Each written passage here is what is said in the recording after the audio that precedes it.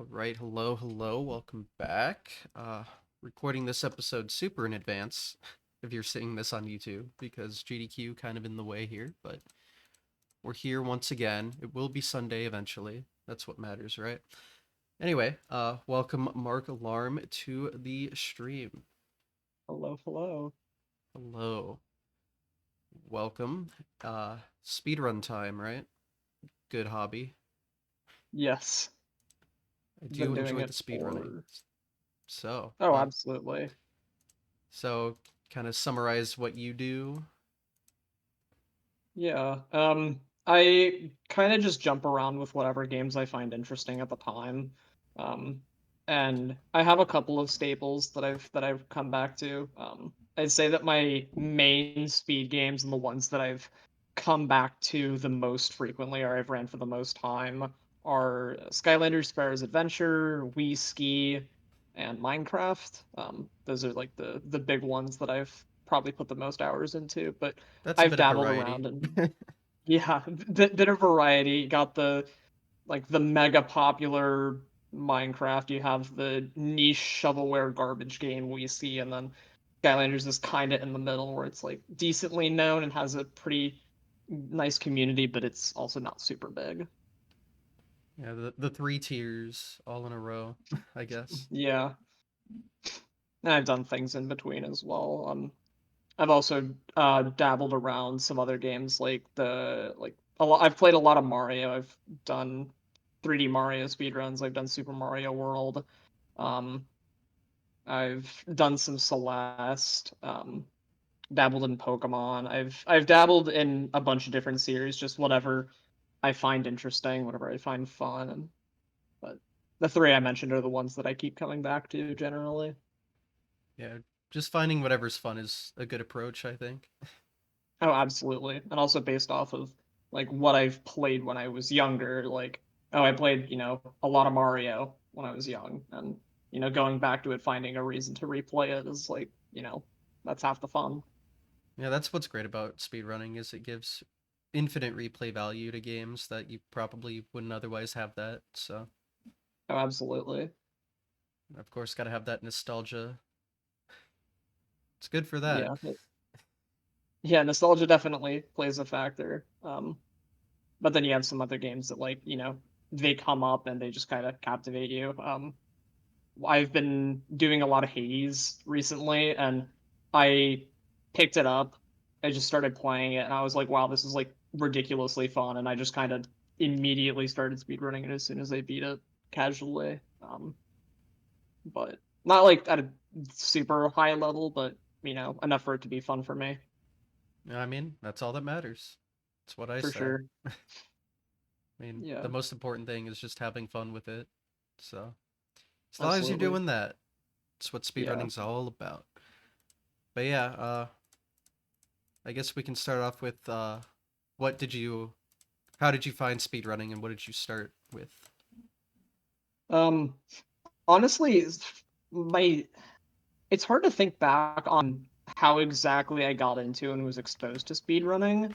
Um, but I think I had some level of exposure to it back even before like probably around 2015. I might have seen some stuff randomly online or seen like a huge world record happen in like Ocarina of Time or Mario 64 and seeing it in like Guinness World Records, but I never thought anything of it. I was like, "Oh, cool." Um, but my real origin was actually Mario Maker, a Super Mario Maker on the Wii U. I played a lot of that and found it really fun. I got exposed to Kaizo Mario, so like really hard Mario levels that take, hours and hours to beat. I got exposed to that and thought that was super cool. And then eventually a level race got into GDQ and that exposed me to GDQ where but it wasn't really a speed run, it was more just showcasing these really hard levels but at this event. But then I saw the event of like, oh, it's this whole week dedicated to playing games quickly.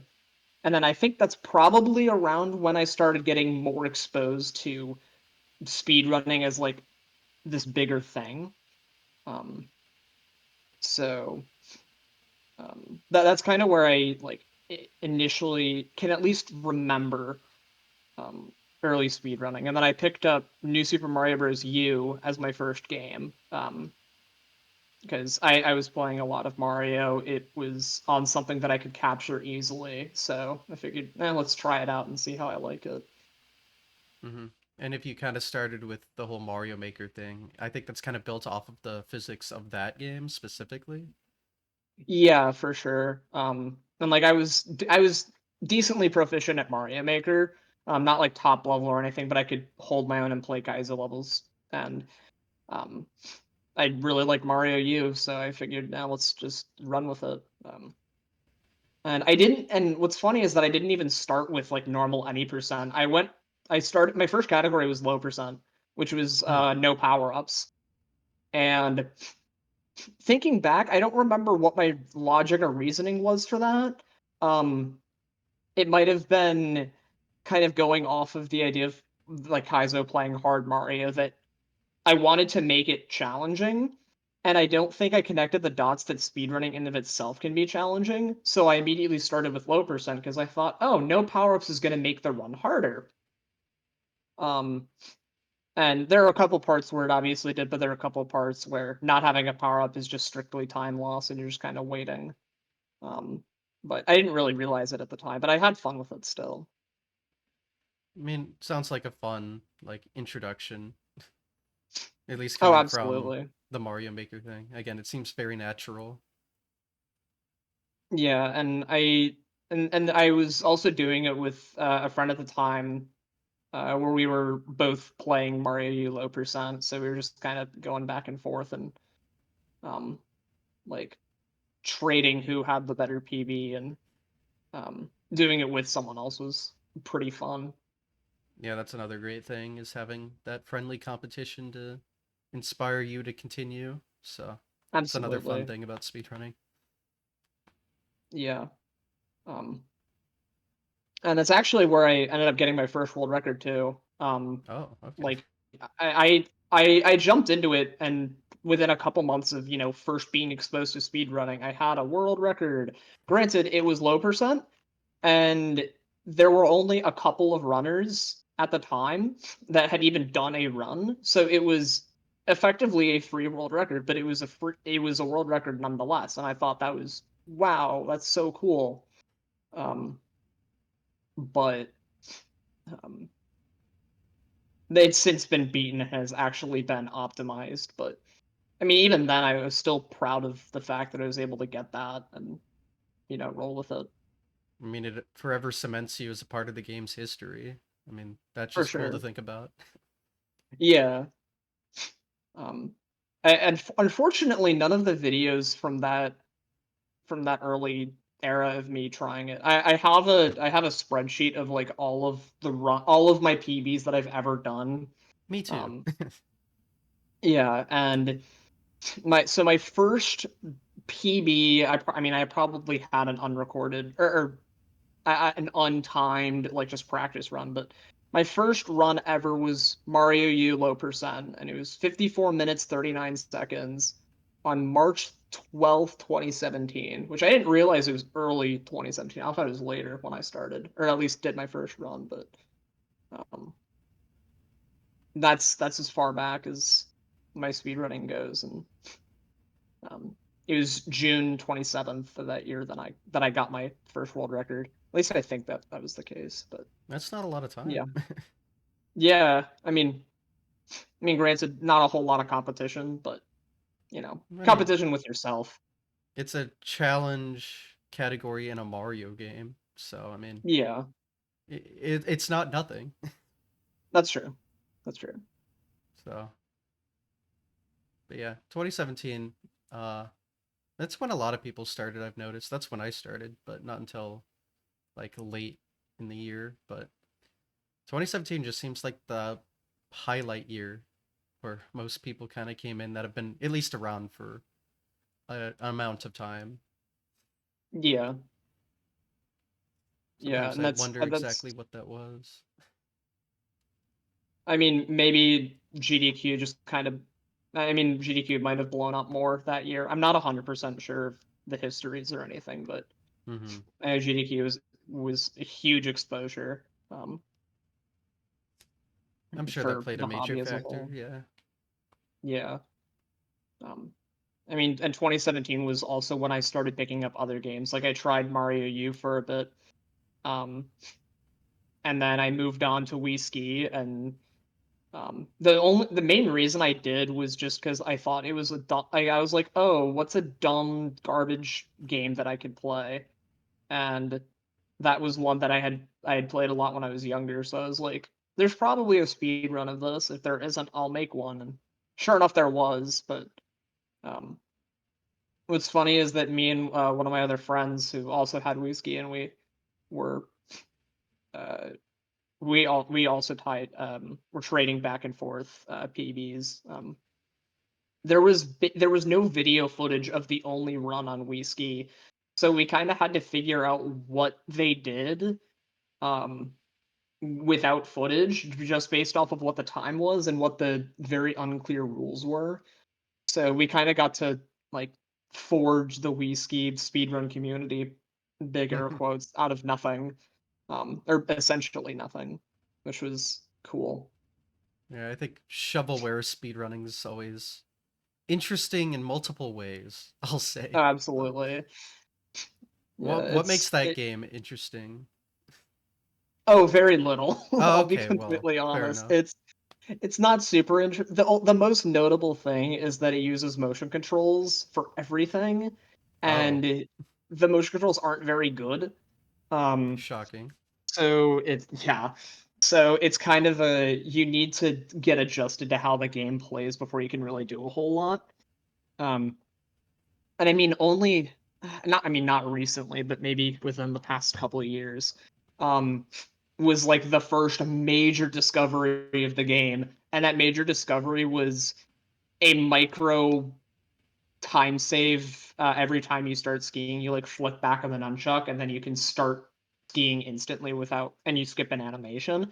That's like the only discovery the game has had. Other than that, it's just kind of you ski and hope that you do well. There's not really a Okay. whole lot going on. Yeah, because it's that like kind of series where the Wii obviously had the Wii series, so it's like your Wii Sports Party, etc. And it's where they do instead of the Wii, it's just WE to kind of play into that. Yeah, it's not even an official, or I don't know if you can say official or not, but it's not a Wii game. It's a Wii game. It's so Exactly. goofy. Yeah. Be Um. the perfect era for shovelware. Oh, absolutely. Yeah. I mean, but I've enjoyed my time with running it. I mean, because it's a game that I played a lot when I was younger, and there's like a couple other people out there who also had the same like, oh yeah, like this dumb game, and they had the same idea to just do runs of it, and the very few of us that have ran it, enjoy it. Um, and I'd say the most notable thing that I did with that game was I was the first person to round its 100% category. There was no run of it. There wasn't even a category in the leaderboard. It was the only category was I think at the time it was called any percent, but it was just you go down all the courses. There's no real story to Wii Ski, so it was hard to come up with what any percent or 100% or whatever. Like it was hard to come up with a category that even made sense. Um, and the only one that made really any sense or had any sort of like objective measurement of progress was collecting stars, which is like just doing some random objective, and there's 160 of them. So Jesus. the only 100% category would be 160 star. No one in their right mind would ever play that game for that long in one sitting. Hmm. Like there was no reason to do that, but I was like, well, it a first run of it is waiting to happen. I might as well try it. So I came up with a route, and I took me like 3 hours and a lot of just waiting and mashing and yelling at my TV, but I got through it. That was fun in air quotes. Hmm. I've since optimized it, and it's gotten better and a little more interesting. Especially when there was a second person that actually ran it, so I had reason to go back and like, oh, I got to get my world record back because it was world record by default. No one had ran it, but I had competition finally. Yeah. What's the run time difference between any percent and hundo? Like, So the there isn't even an any percent at this point. oh, The okay. only the short like meaningful categories. One of them is down the mountain, where you just start from the top and get to the bottom as fast as possible. That's like 2 minutes. Actually, it's like a 1:56. I don't know how they have that good of a time, but it's a 1:56. And then for all courses, it's like an 11:40 something. Oh, so Which hundo and adds a lot. Yeah, there's a ton of content for 100%. Yeah, skiing down the courses is 11 minutes of gameplay, but um, yeah, there's a lot you have to do for 100%. And 100% now is it's a I don't know what the time actually is because I got the world record during a marathon run, and Oh. well, that also shows that it wasn't really that optimized because I was doing practice and I got a 2:19, which at the time was a world record. And I was like, okay, I'm gonna sit this down and just practice like the individual parts of the run, and then just whatever my marathon run is, it is what it is. And it came together. But the marathon, it was a race between me and someone else. And um they were doing a different route than I was. And because of how routing in Wii Ski works, the marathon coordinators were confused on who actually started and where we were. So they were trying to like sync up the video streams, but they couldn't be in sync because they were completely different routes.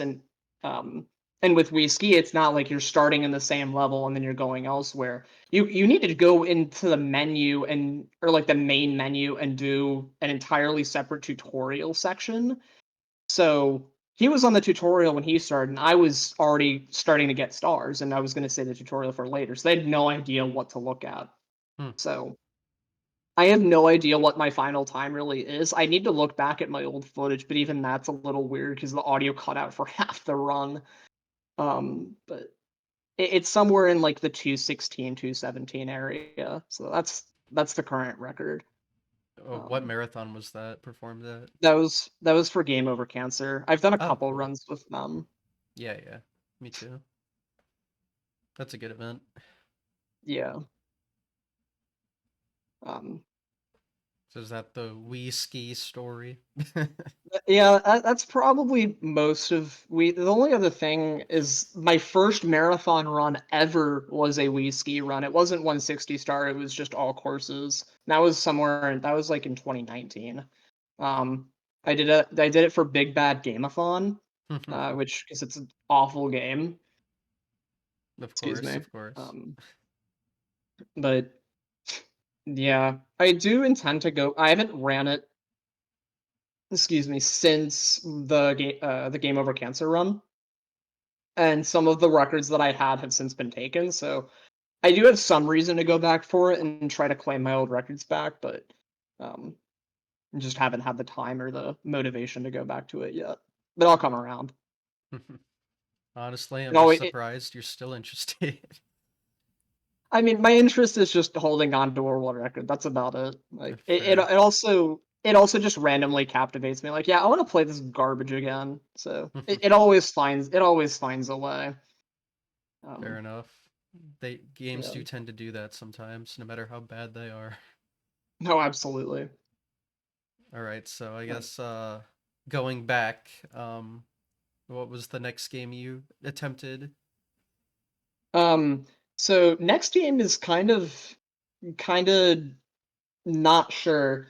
So since I did a Skylanders run. Also, when I refer to Skylanders, it's just Spyro's Adventure. I haven't ran any other Skylanders title, but um, Well, my those are the first run of Toys to Life games. So like yeah, you yeah, need this like is some physical. stuff for Yeah, them. I have them across the room. I'm not gonna grab them, but I do have, all the figures for it.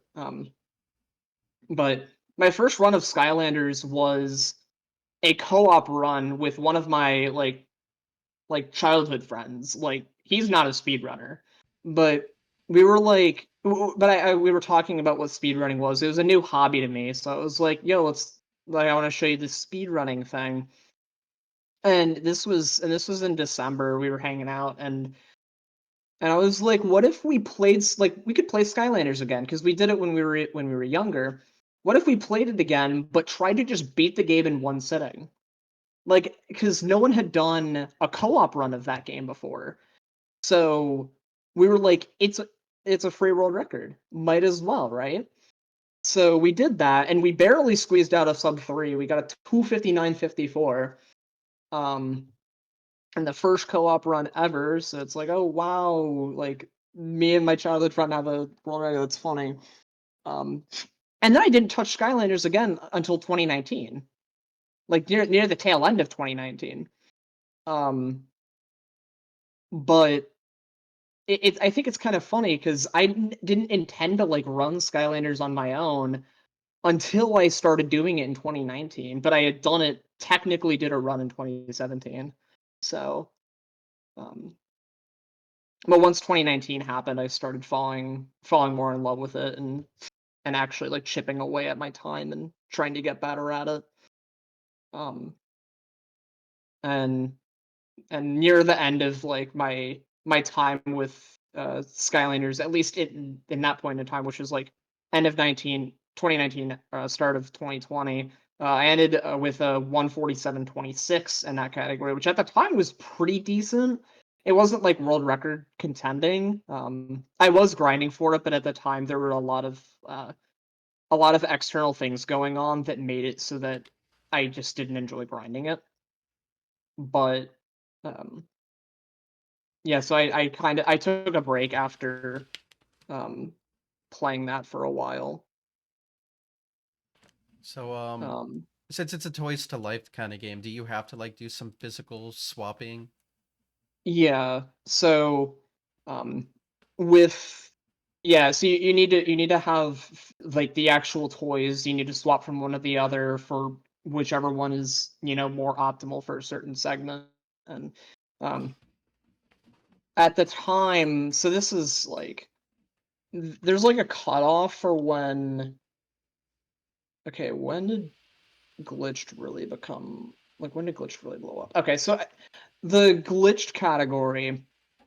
Okay, so this is also another thing. With Skylanders, the any percent world record at and like early 2020 was like a 144, something like that. Glitches got discovered, and at this point in time, we're also fast forwarding, a couple of years, but at this point in time, the world record is a 57. Hmm. Like the game blew up with glitches and discoveries and all this crazy stuff. Um, I stuck to running glitchless, which needed to be created as a category because all of this changed the entire game. It was so different. Um, so when I'm referring to glitchless, the times the category is identical to this 2020 2021 or really just 2020. What any percent was at the time is what glitchless is now. Um, but yeah, so you're doing these physical swaps. You have to do a lot more for standard any percent, but glitchless is a little bit less. Hmm. It's just funny how you'd have to, well, at least at the time the game was popular, I guess you'd have to buy a lot of stuff just to, optimally do one game. Yeah, I mean you can go through we'll say other means to have the toys I and see. be able to do runs. Um but um yeah, but like I had a lot of the toys when I was younger, and um like I had all the ones that you really needed to do any percent or glitchless. Glitchless requires less. Um but I still had all of them for any percent even if I wanted to do it. But yeah. The run doesn't even require that many. Like there were 32 um, toys at the time. I mean, there were technically more with variants, but 32 Skylanders, and you only needed roughly 5 or 6 to do the run. You could even do it with there's an entire category dedicated to doing it with the original trio, which when the game released, it was you were given a starter pack which gave you 3. It gave you Spyro, Gilgrunt, and Trigger Happy, and there's an entire category dedicated to just doing it with that trio. So if you bought the game, you would inherently have those 3 unless you gave it away or whatever. Excuse me, but like it's a relatively easy game to get into in my opinion, and um, now with any percent it's a little bit more difficult, but I think glitchless is really easy, especially because you can get the toys for dirt cheap if you really want to get into it. Yeah, I'm not too familiar with that franchise specifically. Yeah, I knew they got the rights to Spyro or whatever though, which is interesting.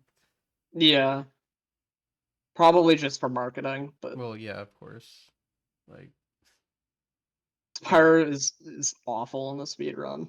Mm, what kind of game really is it? Um, how do I describe it? I mean, you're going around, you're beating up, you're beating up bad guys. But it's you know what? I'm just gonna. What type of game is Skylanders Spyro's Adventure? Oh, It's a 3D action adventure platform game. Yeah, that's okay. perfect way to describe it. Thank you, Google. Um, yeah, so you have to do a little bit of platforming around. You don't have a jump though, so it's just kind of like moving around. But if you have to, you can like push a platform, or there's like a moving one, you stand on it. But a lot of it's just like fighting enemies and moving around the map optimally. Um, Hmm. but the with the advent of glitches in that game, the at any percent and glitchless are very different categories, and they play as very different types of speed runs. Standard any percent is much more trick based, where um, you do a setup, warp across the map, halfway across, and then you have to do a skip to get over some gate that you're not supposed to be at. Um, so it's a lot of nailing tricks. Whereas glitchless, you're not doing those kinds of things. There's a couple here and there, but glitchless is much more movement heavy because you're actually going through the levels in the for the most part intended manner. So you're working on optimizing how you beat all the enemies in a certain area. How do you get around those corners, and um, the seconds and the tenths of a second matter in that game. Like there's not a Hmm. lot of game. I mean, I mean, all the games have their own optimizations and whatever. But for glitchless, those seconds really matter in that category because you're playing the levels really the intended way. Hmm. So a game that long, it's not a lot of like seconds to deal with. It sounds like. There, yeah, there's some wiggle room. Well, I mean, we can. Or I guess I'll jump a little bit in the Skylanders history for me. I grinded it a bit more, and I picked it back up in late 2021, and I was trying to grind for the glitchless world record because I mean there were so many discoveries with any percent, but I just loved playing it the way that I used to play it back in like 2020 before everything was discovered. So I just stuck with glitchless. Um, and at the time, the world record was I think like a high 139, and I had a 140, low 140, and the run that I got, which ended up being my first Skylanders record, and I was close for like in back in 2020. I was relatively close. I had good paces. I'll say that my PB wasn't that good, but I had good paces. Um, the time that I got that beat the world record was a 138.59. We didn't think that like 138 was like that feasible, And I happened to get world record with that run, and that was like just wild, um, to like be able to clutch that out and like keep running with glitchless. But um, and then we thought like, oh, the high like the minute barrier would probably be around a 136 with perfect play. 137 is attainable, but a far reach. And then I ended up getting that when I kept playing it. I just kept grinding it. And mind you, this is the same run as it was in 2020. Like there weren't any like huge new discoveries. And at the time in 2020, a 143 or a 142 was considered like the holy grail. And at this point, there's nothing new. Just super optimized gameplay was a 130 was a mid 137. Hmm. So um, it's just cool to think about because they're like you think of other games like I don't know Mario 64 where the like sub 140 was considered like the holy grail for the longest time, and then you fast forward a couple of years and now they're on the verge of a 135 or something. Mm-hmm. Like and like Skylanders has kind of had that similar level of growth. I mean, it's not nearly as perfected or as popular, but it's cool to think about in that same vein where the time it took many years, but it finally started like getting much further down. They're also ironically the same length of time. Yeah, it was the same length of time. Um, and then some time passed, and that 137 36 that I had. Normally with runs, I'm like this run sucks Hmm. or that wasn't good. Like it could have been so much better. I'm Me very every like run. yeah, I'm like so self-critical. Um, but my 137, I was like this run is good. Like very rarely am I ever like this run was good. That there was so little that could be improved that I'm content with the time that I have. Um, but then something got discovered. Hmm. Um, and with glitchless, that's rare because you're not skipping half the level. You're not jumping over a gate that you're not supposed to. There was just cheese found in a level where in chapter 16 the whole level is based around like going through like all these different doors and kind of like going in and out and circling all around this level, and eventually you unlock a cannon. You push a cannon and you shoot down a bridge so it falls. You can walk on it. There's a cannon at the start of the level that um, that you need to use to shoot down like the starting door, and then you can walk into the main area.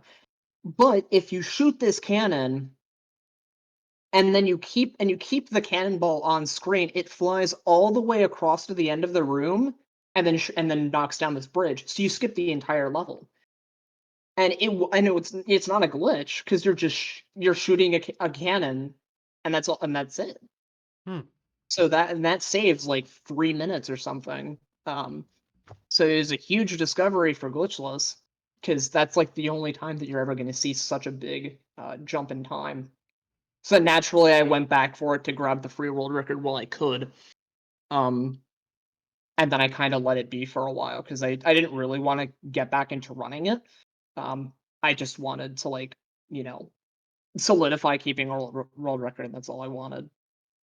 Um, and then I took a break from it for a while and eventually circled back to improving it because someone else, Ben Saw, um, he got the glitchless world record, but his run wasn't recorded. Hmm. He I'm gonna bash him a little bit here.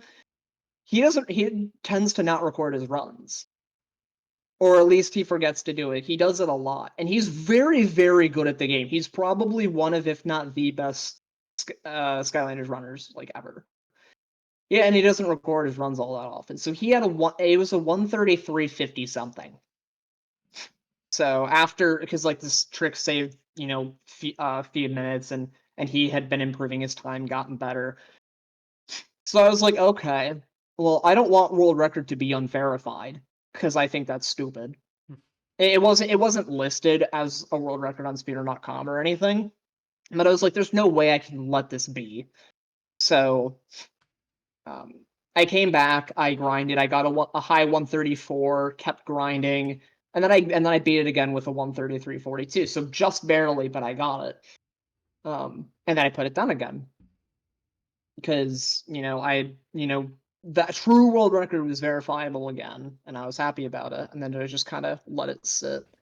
Um, and then every so often I submit the game for marathon submissions because I like running it and I want to be able to show it off because I think it's a cool game. Um, and then I ended up coming back to it a few months ago because I wanted to improve the world record because I thought it was improvable, and I did by a little bit and got I think low 133. Excuse me. And I want to go back and improve it again. Like as soon as GDQ is done, I want to pick it up again. Hmm. I want to grind for another minute barrier. And this is one of the few instances with a game where I'm like the only person really grinding it, but I want to keep pushing a time. Because like with Whiskey, I went back and took a world record back and I put it down. There's really no competition for glitchless. Like the closest time is a 136. I guess if you can Verify. include the verified. Verified, yeah. The closest time is a 136, and everyone else is like maybe a 139 or high or like low 140s. There's not really competition, but I think it's a really fun category. I love it, and I honestly just wish more people would play it because I think it's really cool. But you know, um, I like being able to at least leave some kind of legacy in that community, even if it's not the standard like any percent category. I really like playing glitchless and just pushing it down. Um, Yeah. but yeah. How large is that community? Um, so Skylanders as a whole, so the Skylanders speedrun Discord is for all of the Skylanders games, but for Spyro's Adventure specifically, there's probably at least at its peak there were like 30 active runners. Um, Holy shit. it was for a tournament though. Like there was a Okay. tournament, but it was a big tournament. Everyone wanted to get back into it. I think now it's probably close to 10 active people. I mean, that's more than you'd think. Yeah, like it's not a nothing game. No, not at all. Like there's hundreds of games that have zero active runners or one or whatever, but Oh, there's tens of this one thousands. has. Oh, absolutely. Yeah, there's absolutely thousands, but Oh god. yeah, but Skylanders has a really nice community. I enjoy it a lot. Um, and I want to do more with the glitched run at some point, but I just feel like I have unfinished business with glitchless and I can't really move on. I just keep coming back to it. Fair enough. So, you Yeah. said you submitted it to some marathons. Did it get into some marathons? Yeah, I've ran it twice for a marathon. I did it for No Glitches Allowed. I did a race. And then I did it again for Game Over Cancer. Um, Okay. so the last time I ran it apparently was October in 2022. I've submitted it for GDQ a couple times, hasn't gotten in. I'd love for it to get in.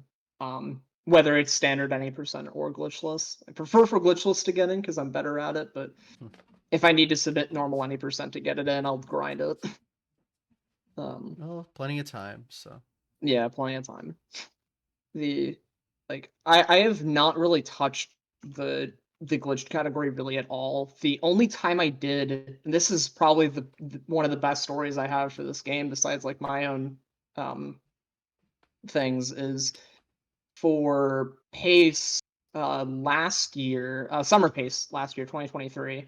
Um, my friend Mega Ant-Man got SSA Skylanders accepted to the event, and that was the first time any Skylanders event or any Skylanders game got accepted to a live marathon. So it's been done virtually, a couple times, but never to a live one. So it was like Skylanders speedrunning histories. That was crazy. Um, and I was like, I live relatively nearby. I'm gonna go commentate. Like I'm gonna go say hi. Like he'll probably want someone there to commentate because the run's hard. Hmm. Um, and I was like, screw it, I'll just go. Um, so I said, okay, well, to better understand the commentary, because I can do glitchless just fine. I understand from watching it, but I've never actually ran what the category is. So I did the bare minimum to learn the glitched category. I got barely a 119. It's a pretty bad time, but it was enough for me to understand like what was happening to be able to commentate well. Um, and at the time of that run, or at like right before the marathon, the holy grail of the run would be sub hour because people had 100s or 101s, and it was theorized that a sub hour was possible, but like it would take everything to happen perfectly. It's a 57 now, some reroutes happened, more discoveries, whatever. But at the time, sub hour was holy grail, and for practicing or for like learning the run, I was just messing around, like trying glitches and seeing what happened.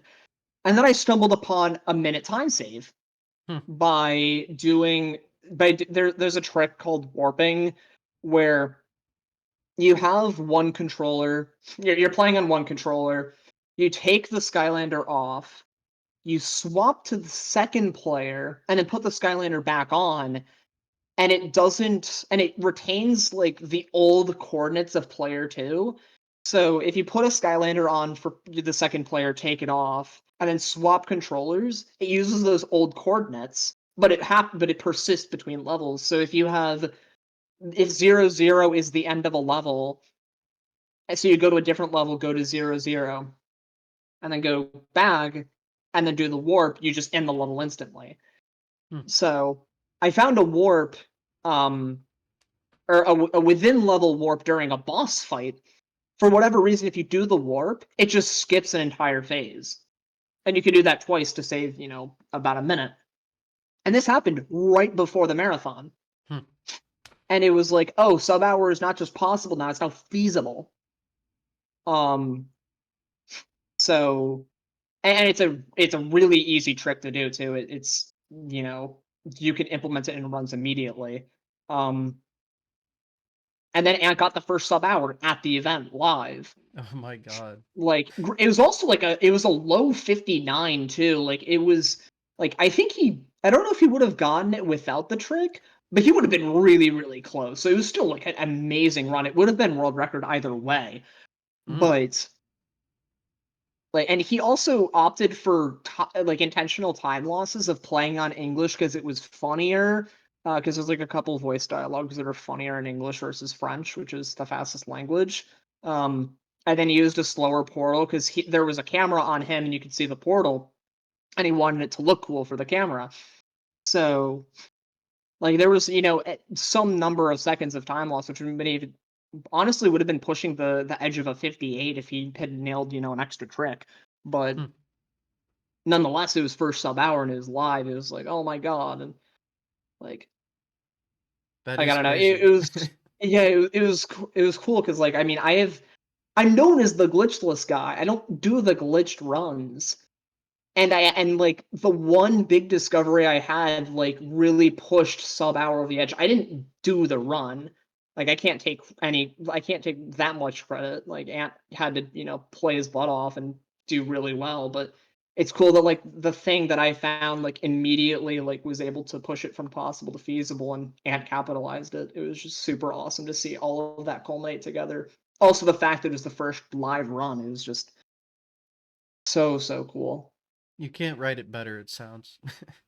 Yeah, it was just perfect perfect sequence of events.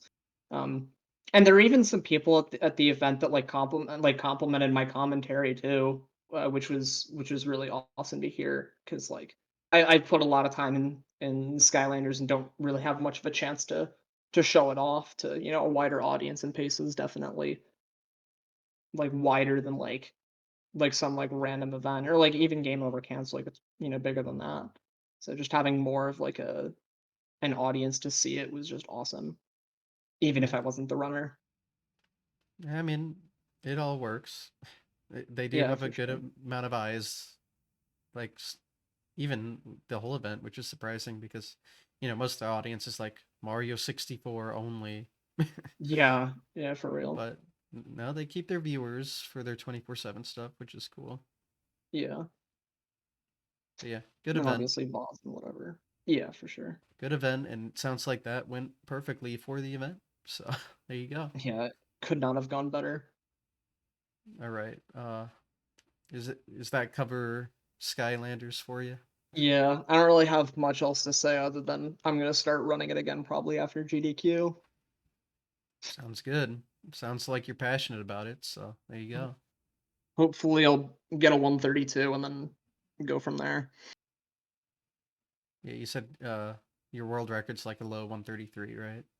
Yeah, it's a low 133 and I missed how like roughly 30 seconds of time save from various things. But like there's a trick that you can do to unlock. You can like skip a cutscene by killing two enemies at the same time or whatever. Whether you call it a glitch or not is debatable.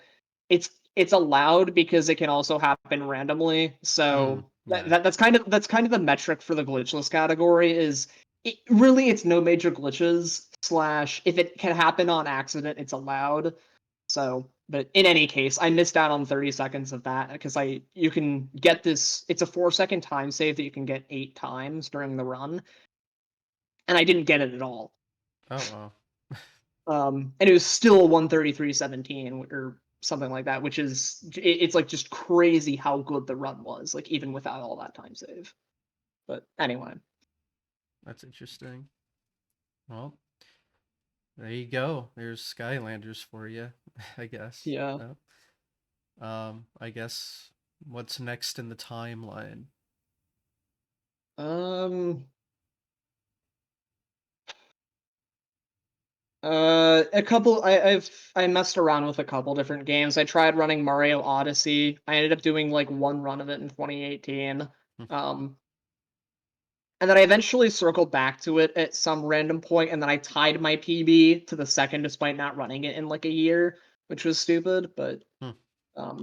I eventually came back to it and chipped away at the time, but not really to a proficient level.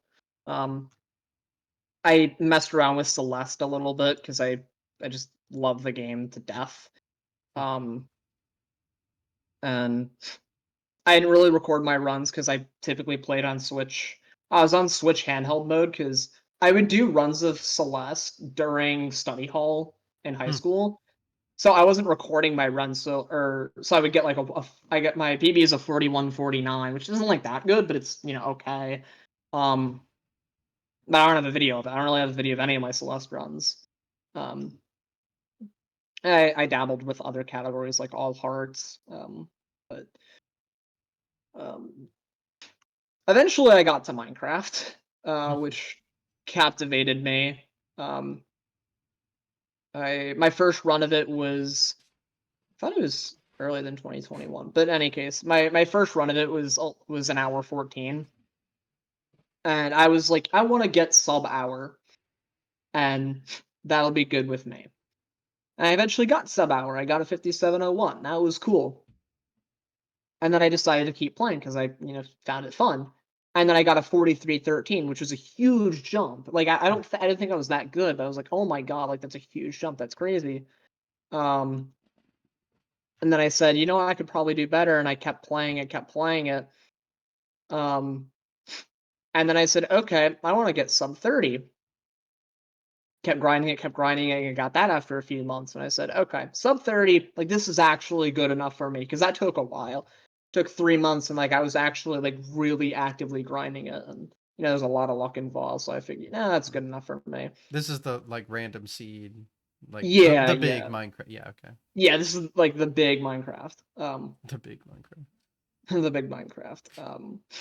I took a break for a couple months. I said, oh, I'm gonna go back to it, and then I PB'd, and I PB'd again, and then PB'd up twice in the same day. Apparently, Hmm. is that what? Apparently, I PB'd twice in the same day, which was funny. But um, kept playing it. I was like, okay, my PB is like a 22 right now. I want to go for sub 20. And then I kept grinding, kept grinding, kept grinding. I got it. And said I'm gonna take a break. And I took a break for a few months, and then I got like a couple second PB that I couldn't upload because I think I was like watching Survivor or something, and I didn't know how to like split audio tracks. So I had the audio, so the audio of the run was completely copywritten, and like I couldn't upload it, which is funny. But I didn't care because I knew I PB'd. Um, I eventually, and then I took a month off and then played it again and kept grinding, and then eventually grinded for a sub 15, which, that was cool. And then I took a couple months break, and then I played it again and then got a slightly better sub 15. Um, I don't know, but I think with Minecraft it's funny because like the world record now is a 701. Like Hmm. there's a lot of luck that goes involved into getting a good run, but also a lot of skill. Like there's luck in getting a good seed, like good structural location, luck in getting drops you need. And then you obviously have to capitalize on all of it and play really well. Excuse me, but it's just wild to think like, oh, I started with sub hour as my goal, and I just played it enough to where it became like sub 15, and like I never would have expected to grind it as much as I did. And it's just a weird category too, because like even sub 15, like isn't like it's okay, but it's not like crazy good with, all the things that are going on in the run now. Um, but like with other games, there's like, oh, I don't know, I think like Mario 64, because that's an easy example. Like let's say, 70 star, right? Like that's a 46 now, something like that. You could have the benchmarks of like, oh, I want to beat in under 2 hours, and that's kind of just going through with relative quickness, but also playing decently. And you say, oh, sub 130, sub hour, sub 55, sub 50, and you just keep chipping away at it. But with Minecraft, it's such a huge jump, like because like your first run can take so many hours. Like it might take 3 hours if you're really unlucky or don't know what to do, but then it's just cut, and then all the way to where I am now. So it's just a weird trajectory. Definitely But sounds like a lot of grinding. oh, it's a lot of grinding. I probably have put the most hours into Minecraft, but that's mostly because 90% of my hours are reset. Hmm. Because it's just you need a good seed, you need good luck. Like if it doesn't happen, you can't do the run. So Yeah, I don't think I could personally do that. yeah, I'm at a point where it's unless I like really did a massive overhaul of how I play the game and my mechanics and all that, which I could do. I might find the interest in doing that at some point, but it's just too much luck for me to deal with at this point, and I'm kind of content with where I am. Although I did mess around with doing some all advancements and just trying like the longer categories, and I eventually got an all advancements run, which is cool. I got a 936, which world record is a like a 214 or something. So, a lot of These are hours room. minutes. I hope. I Oh assume. yeah. 2 hours 14 minutes, and mine is 9 hours 36 minutes. Okay. Yeah, but in any case, like I grind. I didn't really grind it, but I tried it. I got good enough to be able to get a sub 10. Maybe I'll come back for a sub 8 or sub 6, and then just keep decreasing that hour barrier. But too Yeah, long for me to like actually grind. and lots and lots of luck, which Yeah, lots of luck. I can mitigate some of it, especially with a longer category. Sometimes it doesn't matter as much, but yeah. at the end of the day, it's what do you get? So what time did you end up with in any percent? With any percent, I ended with a 1424. My first sub 15 was a 1454, which was like that was like the really hard one for me to get, and then 1424 is my current PB.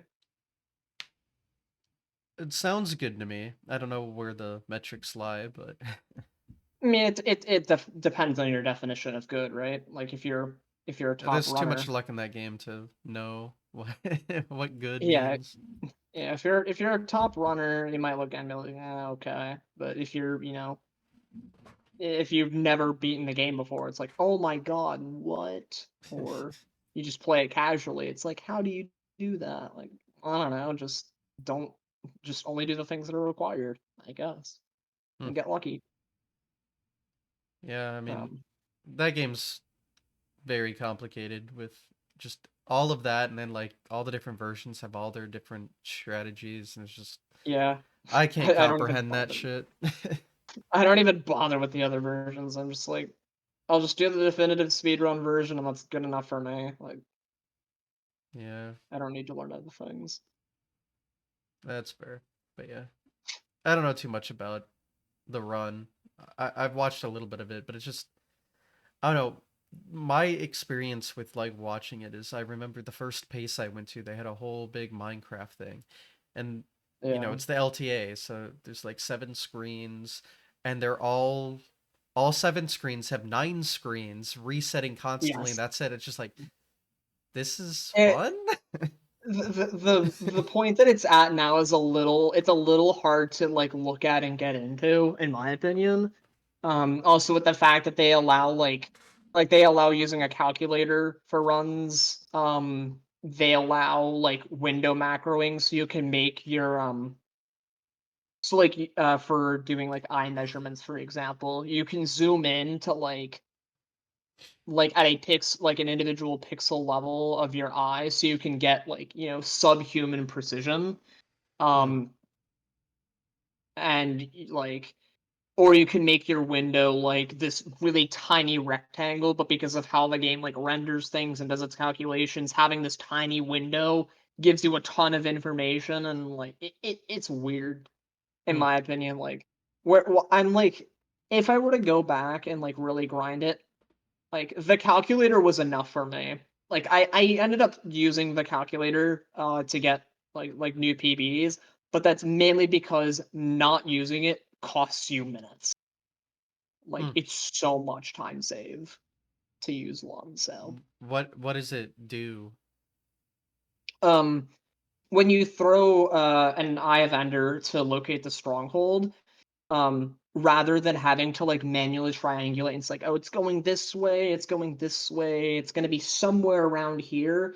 The calculator says, oh, those are your two lines with an angle of like with hundredths of accuracy, and also like your perfect position, not just, oh, your rough coordinates. um you throw two eyes, you know exactly where the stronghold is. Hmm. And the calculator can even give you statistics of like, yeah, I have like a 97% certainty it's like here, but there's like a 3% chance it could also be like 10 blocks away or some ridiculous number. Okay, not 10, but a much closer distance. um Hmm. and with like the new like window macroing and zooming, you only need one eye, which that's not triangulation, that's just like, that's not something that you would ever do by playing the game normally. Like that would be impossible. And that kind of pushes it over the edge for me. But like the calculator, if you know exactly where the stronghold is, you can travel in the Nether, which is it's 8 times faster to travel in the Nether because of how the game works. So rather than traveling 2,000 blocks in the overworld, you're only traveling like a couple hundred in the Nether, so it's a lot faster. But yeah. Very complicated. Yeah, it's very complicated.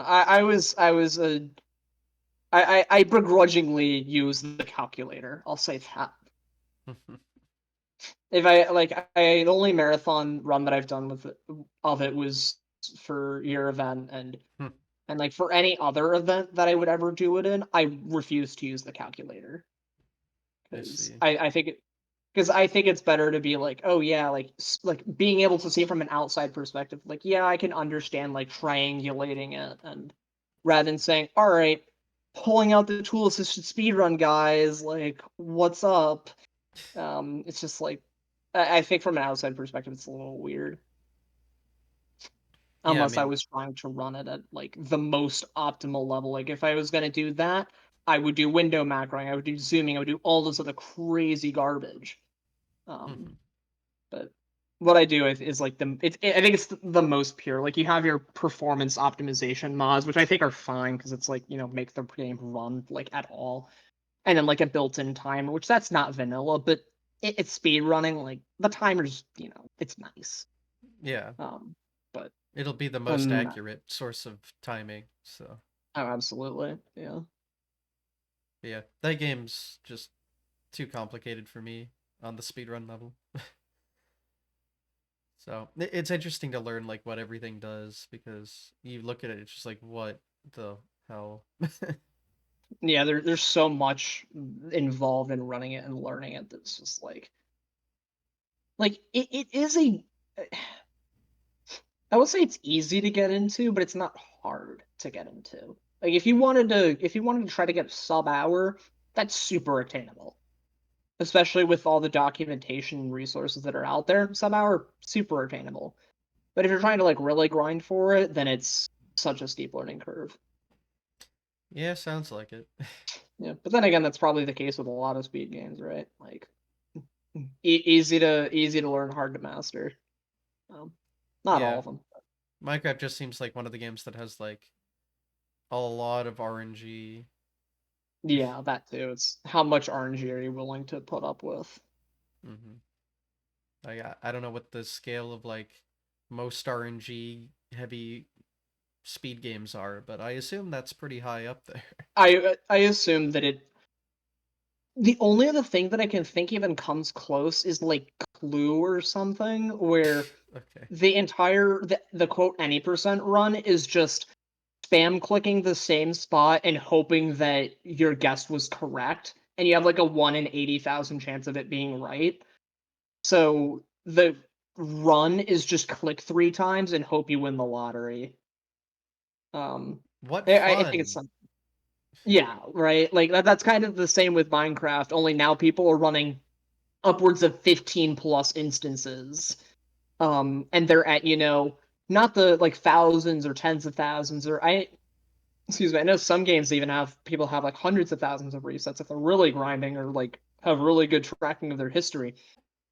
Minecraft, they're at like 3.5 million resets. Oh, good like, Christ. granted, the reset, like, they're doing hundreds of resets a minute if they're not if they're not picking a seed and running with it. Like, Good lord. like, I would say maybe like 1 in 100 runs make it past the first probably 10 seconds. Or 1 in 100 seeds. Like, What a I don't speed have like game. yeah, it's like watching it when it's done well at top level, it's crazy. But watching like the resetting or doing the resetting, ugh, like I'm Yeah. out. That's just such a fascinating. It's so unique, I guess. Yeah, Which I understand the popularity. Not only is it like just one of the most popular games ever created in the yeah, history of life, but yeah, it's there's no other speed game like that that I could think of. It's just so wild, wildly yeah. different. So yeah, it's completely different. But oh my god, it's the amount of Yeah, shit you have to do is crazy. yeah. I haven't done anything really else with Minecraft. But just any% in all advancements. I put a lot of time into it, and I've ran it for a few years now. So Yeah, I mean to have a time as good as yours, you just have to because you're at that level. You're required to have good RNG, like not incredible, but like you yeah. need something. What's crazy is that my run doesn't have good RNG. Oh, it It just doesn't. has the crazy. It's like one of the craziest seeds that I've managed to finish. Mm, Like it had a solid overworld, but those are common enough where you can get a few of them an hour. The Nether was few. just perfect. Like I spawned inside a fortress next to a bastion, the two things that are required. Mm, So it's like I had to do zero travel, not zero, but very little travel. And I lost a minute in the Bastion to not getting Ender Pearls. Like, I wanted Pearls to do fast movement, and I just Mm-hmm. got none, so I had to play with the bare minimum. So going to the Stronghold was really slow. Doing everything in the Overworld was slow because I had no Pearls. But if I got one more Pearl trade, that would have saved a minute. Probably even more. And if I got a fast Dragon Perch, that would have saved a minute. That run could have been, a 12-minute run. What a But video but game. it's not. Yeah, like I think if I played at my peak and got like things to go like really not Dream luck. perfect. No. I'm not saying even dream luck. I'm saying above average to pretty good, like pretty good luck. Mm-hmm. Where I don't have to wait for things. I get, instead of getting like going 6 for 12 on blaze rods, I go 6 for 10 or 6 for 9. Not like the top 1% of luck. Let's say top 33% of luck. Like if I have top 33% of luck, good seed, play well, I think I could get like an 11-minute run. Like that's where I think I am with my current. I mean, I'd have to de-rust, but that's where I think I would be. I mean, that Um, doesn't sound too bad, but but that's I also, that game is just full of everything. yeah, but saying top 33% of luck and good seed and play well, like it's a lot harder for those things to align than you'd imagine. Yeah, especially with that game. Yeah. I think my sum of best would be sub 10. Is it sub 9? Mm. I think my sum of best would be somewhere in the very high 8, low 9 range, but that's not gonna happen. Mm-hmm. Like, although I say that, and I said that about sub 30 and sub 20 and sub hour and sub 15 and sub 10 someday, 2026, probably not. But Okay, do you know like the sum of best the like world record level runs have? um, I mean that depends. Like I think with running that game at a top level, like there's the category filtered seed glitchless, which gives you like a perfect like a seed that like will generate. Like you spawn next to a completable ruined portal with a looting 3 sword with tons of golden carrots, whatever. You spawn inside a bastion, you spawn next to the fortress, you exit the overworld, and you're right next to the stronghold. And then, like, if everything goes perfectly, you can get a sub 5. That's like the perfect seed, perfect luck sub 5. The Yeah. realistic time, I think the realistic random seed glitchless world record would be a low 6, high 5. Wow. Um, yeah, I think a low 6 is probably like, I feel like a 6-minute run would be the final minute. Like sub 7 will probably be the final minute barrier, Mm. I think. Do you know like what the odds of a run that good would be? Like I guess estimate. No Yeah, clue. It fair would enough. it would take a ridiculous run. Like what would that entail? That would be a sub-minute overworld, a sub 3 nether. So that puts, let's say, 4 minutes. And then ideal endgame is a minute. That's like a minute 30, an ideal endgame. Like, yeah, like it's not gonna like something lower than 6 I would be very, very surprised. Like That's dream I luck don't territory. yeah, that I think that's dream luck territory. I Um see. so I think sub 7 will happen for sure. Like a You said record 6 something. 701, right? Yeah, record So 701. 2 seconds. Yeah, and that 701 didn't have the opportunity to go for a faster end fight. Like they Mm. just needed a good dragon, and they got a good dragon perch. But they could have gone for zero cycle, which is instead of waiting for the dragon to perch, you go to the dragon and kill it yourself while it's flying. Hmm. Um, and they didn't have the ability to go for that strat in their run. So if they got that strat, that would have been a sub 7. Um, but It's yeah, like how realistic is that? I don't know. what a video game. That's all I gotta Yeah, say. yeah, It's but interesting to learn about though. But oh yeah, my god. it's a lot of history, a lot of things going on, a lot of cool things, a lot of less cool things, but yeah, Yeah, we don't need to get into that, but yeah. yeah, that that's the Minecraft story. All right, what's the next one? Um, after mine, one of like the good things, because I'll probably save like the miscellaneous stuff, but um, here's a good one. So I mentioned earlier I've done like I did Mario Maker and like Kaizo levels and all that fun stuff, Hmm. and um I mainly started. I've since converted to doing Super Mario World ROM hacks. Um, and that's actually what I'll be running at GQ next Friday. Oh my God, it is next Friday. You got a Okay. week. Prepare yourself. I have so much practice I need to do. um, but anyway, I can get to talking about that later. But Yeah. anyway, with Super Mario World ROM hacks, there's a ROM hack Casio Mario World, and this is circling back to 2021. Um, and in 2020, Casio was considered like the hardest Mario ROM hack, like by far. Mm. And it's only 9 exits, and that's a quote that will stick. But yeah, it's something that's become a recurring theme in like Mario ROM hacks. If it's only 9 exits, but then there's like some ridiculous reason, like it's like these 9 exits have taken people 80 hours to beat. Mm. Like it's really really hard.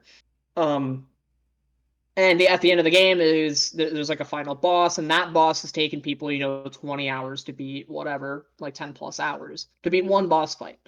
God. Um, and and I've had my fair share of like hard Mario boss fights, like and like I played the final boss of that game. I didn't finish the rest of the levels because I was garbage, but I wanted to play the final fight. So I did that, eventually beat it, cool, whatever. In the intro level, which is optional, it's just kind of like a like fun little side thing, doesn't do anything. But there's a secret in that optional level or extra level, you don't do anything in it, where you can fight a harder variant of the final boss. The final Yes, boss already harder, took please. people, yeah, the final boss took, people 10, 20 hours to beat. There's a harder variant. It's also a very luck dependent. There's a lot of luck that goes involved you know that's Hmm. involved with it, but you also need to get good. Like you can't beat it without you can't do what you do in Clue and just click click click you win. Like you have to play proficiently to be able to capitalize on luck and also identify where a safe spot is and say, okay, if I have like a couple coin flips, which coin flips are the most like like if the boss can go left or right and it can either jump or not, what spot maximizes my chances of like not getting screwed by a coin flip? Um, and like trying to manipulate that the best you can. But anyway, so there's this like really hard boss fight. It took me probably 30 hours to beat, but I beat it. And it rolls credits. And the speed run for Casio, because people ended up speed running it, because why wouldn't someone speed run Hmm. it? Um, the world record was like a 22-minute run, something like that. I think it's like an 18 now. I don't know, something like that. But anyway, 20-minute range. This intro house, that's what it is accessible from the start of the game. Hence, this super really hard boss fight is also accessible from the start of the game. And it rolls credits. And the rules for the run stated that time starts on file select, time ends on rolling credits. Didn't say Hmm. you had to beat all the levels. So I said, okay, I like this boss fight. It's super, super hard, but I like it. if I beat this boss, doesn't that mean I would get the any percent record if I can start a new file, get good enough to where I can beat it in less than 20 minutes, or I'd reset if I'm longer, and then get a world record? So I Hmm. did that. Because I played the fight like for fun. I enjoy it. It's hard, and I think a lot of people think I'm crazy for it, and I think they're right, but I enjoy it. And I got 249. I beat it in 2 minutes 49 seconds. That beat the world record by like 15 minutes, something like that. Hmm. And I submitted it because it's like I didn't break any rules. I didn't say I couldn't do that, so I submitted it. And they ended up making an entirely separate category specifically, basically for me, Hmm. because I proved that it was possible. So, and then the other category became all exits, and then it said you can't Yeah. use the intro house and be a dummy like I was. But I died a couple times in that run. I figured, and I was getting better at the boss. I could beat it, with some amount of consistency. So I said, wait a minute, what if I beat it first try? I go in, beat it, and then unbeatable record, right? Hmm. So I eventually did that, and I just kept, and if I died, I reset, started a new file, whatever. And I did that, and I got a 111. I was like, cool, no one's touching this Hmm. except me if I decide to keep playing it. And I kept playing it, and I got a 102. And I said, oh no, now I need to get sub 1 minute. Because it's like, it's the only barrier that you could possibly do for that category. And it would just be really funny if the world record for a Kaizo hack was sub minutes. Like, it doesn't make any sense. Hmm. Eventually grinded it. I got a 59. I think it was a 59.7. And I got the record. No one, I don't think anyone will ever beat it. Hmm. Like, it took a long time to get that good at that boss fight. No one else in the world can play it as good as, like, well as I can. Like, I'm the only person that has that level of consistency at it. I'm one of, I think, two or three people that have beaten it damageless, and I've beaten it damageless numerous times. Like, I do it on a whim. I beat it multiple times in a row. Like, the record's probably not getting beaten by Hmm. anyone other than me. Um, but I don't know. That Consider just this turned a it. challenge, people.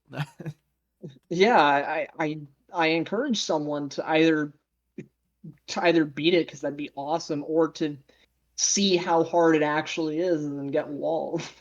like like I don't know. I'm proud of that run because it took a long time to get that consistent and that good at it, but it culminated into something ridiculous, like sub-minute barrier, and it's a run that probably took 50 hours of grinding to get good at. Hmm. I don't know how many hours I had in that fight, but it's one boss fight. Yeah. Um, Is a lot of luck involved for the time you said? yeah, I mean, like, because I did it in, like, if I one shot it, that could be a 111, right? I would need favorable patterns. I would need to get hits quickly. I would need the boss to cooperate with me a little bit, but even with good luck, you still need to capitalize on it, and that's a Hmm. hard thing to do. Yeah. Like, it can probably be beaten by a second or two, but I got sub-minute. That's what matters. Yeah, I mean, you can't exactly break another minute barrier. Yeah, So, I think that does it. yeah. Yeah, like I didn't really do anything else with Cassie. I was just like, oh, I'm gonna abuse a technicality in a rule and troll people. I thought that was fun. The true Kaizo mindset. Yeah. Um, yeah. Um, but that was it for Cassio. I did I this is gonna sound stupid. I speedran my own game. I Oh, speedran my own hack. Um, I made a hack called Celestat SMC. wait, Where you made it's that? yeah, I made Celestat SMC. Oh, okay. So you've heard of it. Just a little bit. Yeah. Anyway, so you're familiar it's with what it Yeah, I mean, is. I've watched Pooh and Mighty Mouse run it at events, so Yeah. Yeah, that was me. I did I mean okay. it got into GDQ in 2022. Mighty Mouse ran. It was supposed to be a race between him and Pooh, but Pooh couldn't make it. No, yeah, I Um watched Pooh do it at his speedrun sessions event, because it was yeah. like right there, and then yeah, I watched Mighty Mouse play it at Yeah, the event. I was supposed to go to speedrun sessions and my flight was like I wasn't gonna make it in time, sadly, for That speedrun almost sessions happened to days. me too, but I made it. We got there. Yeah, but I mean, I did commentary for the for the Celeste SMC run at GDQ. Yeah, I mean, I was there. I probably know this, and just my brain pushed out the information, but That's fair. Probably didn't connect the dots, like because yeah, you remember the run and the runner, probably not the commentators, unless they like really that, really that stand out. But yeah, it depends. That's generally how it goes, but yeah, yeah, I just honestly don't remember much from that event as a whole, that's fair. That's because fair. it was super weird getting back into the whole like in person thing after the whole COVID Yeah, for stuff. sure. So yeah. Yeah, but I mean, I speedran my own hack, like I mean, I guess you're like allowed to do that. yeah, like saying like I got a world record in my own game. Like wow, so cool and like who cares, right? Like yeah, I just did it to put a time on the leaderboard and like it's also a lot different from other Kaizo hacks because most hacks are just you try not to die, but with this one you actually have like speed strats and can play fast or safely or whatever. So I was like, I'm relatively proficient at my own game because I made it. Yeah, So like just a I'm slight gonna advantage. yeah. So I was like, like day one, whatever. It's like, all right, I'll throw out like 100% time. I'll throw out an any percent time and say, these are the metrics that you can go try and beat. Like they're not like they're decent, but it'll take a little bit of work to grind for. But I only did one run of each category, and I was just like, because I'm not gonna grind playing my own game. That's stupid. I spend enough time as it is making it. Yeah, fair enough. Yeah, I know it's like Yeah. super like technical and movement heavy. Like Yeah. obviously it's based on Celeste, so it's gonna be that way. Yeah. But no, yeah, that hack is sick. Thank So you. there you go. And it's been featured everywhere, so clearly it's Yeah. a common opinion. Yeah. It actually got like attention, which is just I mean like I figured it would get some attention, but not nearly as much as it did. Well, again, when it's I mean, Celeste is known for being a super good speedrunning game. And Yeah. Mario World hack has it is like a parallel to the speedrunning community. So you combine those two, it's like, okay, this is this is gonna pop off a little bit. Yeah, I called the love child of Celeste and Kaizo Ramax. Yeah, I mean that is literally what it is. Yeah, But yeah, I don't know why I didn't connect the dots, but oh well. I got that makes the live reaction funnier, so it's for the content, I guess. That my brain forgets things sometimes. yeah, But yeah, I've seen plenty of that hack, so definitely definitely up there as one of the like just cool spectacles of a speed run. It fits for very sure. well. Yeah, Well, well, speaking of Mario World ROM hacks, I know you touched on you've been playing them more, and I guess that's culminated into GDQ coming up here. There's a whole, usually they do their Mario Maker stuff, but they're bringing back the Mario World custom stuff. So yeah, um, that's pretty cool. Big deal. yeah. So the last time they did the Mario World Relay was that same event, CDQ 2022. Um, so they're bringing it back, and um, I think I'm in a pretty interesting position with the run. So I guess I'll explain the run first for those that aren't familiar. So, um, The format is it's going to be a 4v4 relay race, um, where like I'll start playing as Mario, whatever, and I'll get. I think it's probably going to be the same format as 2022, but I'll get 3 lives, and if I die, the controller passes to the next person and they get 3 lives, and they die, next person, die, and it rotates until it comes back to me. So we're gonna like musical chairs around Hmm. and all that fun stuff. Yeah, same So thing as the Mario Maker stuff, except usually yes, they only did one death. yeah.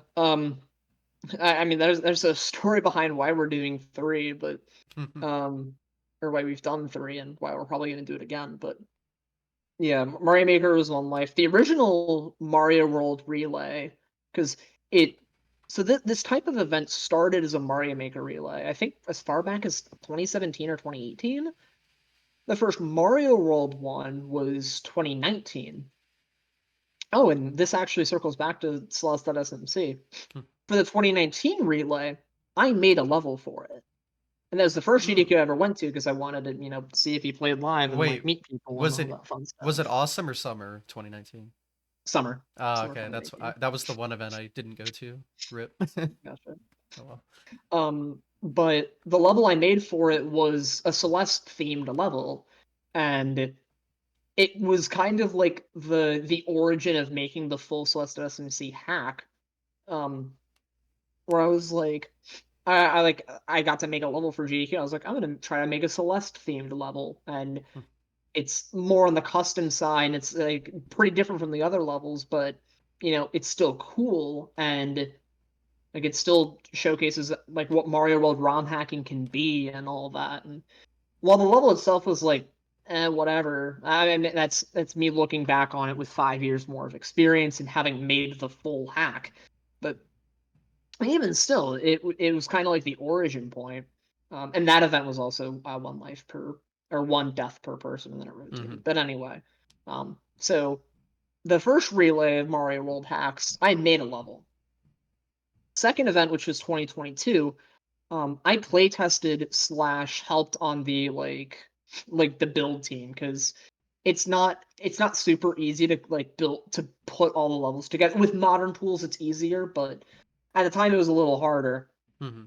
or actually a lot harder because we were working till like the final hour or like final couple hours before like the run was supposed to start fixing things and putting it together. Like it was, Perfect.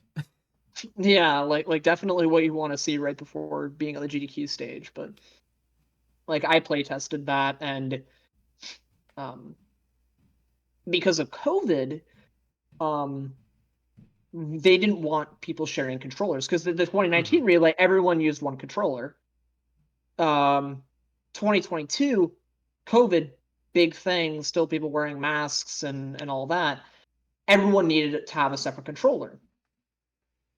So I wrote the implementation to use the SNES multi-tap so that everyone had their own controller and it could have, up to 4 controller ports. So I got to write that Mm. code and contribute that to the project, which is cool. And they're using the same code for the relay that I'm running in, which is like, oh wow, I'm playing my own thing technically. But Again. No. yeah.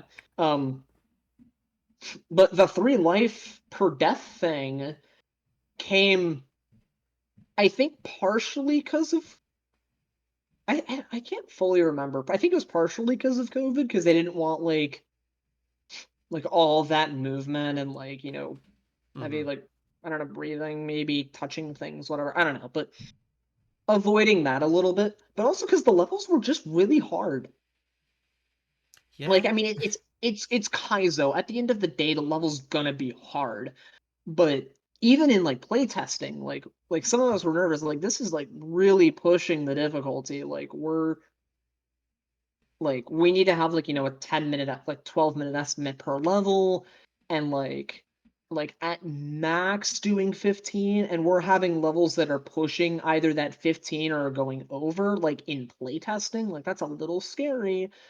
um and a big thing with Kaizo, with playing levels that you haven't seen before, is muscle memory. I mean, with that's Hmm. same goes with speedrunning, but taking a level you've never seen before and figuring out and getting used to what inputs make the level work. That's a huge thing.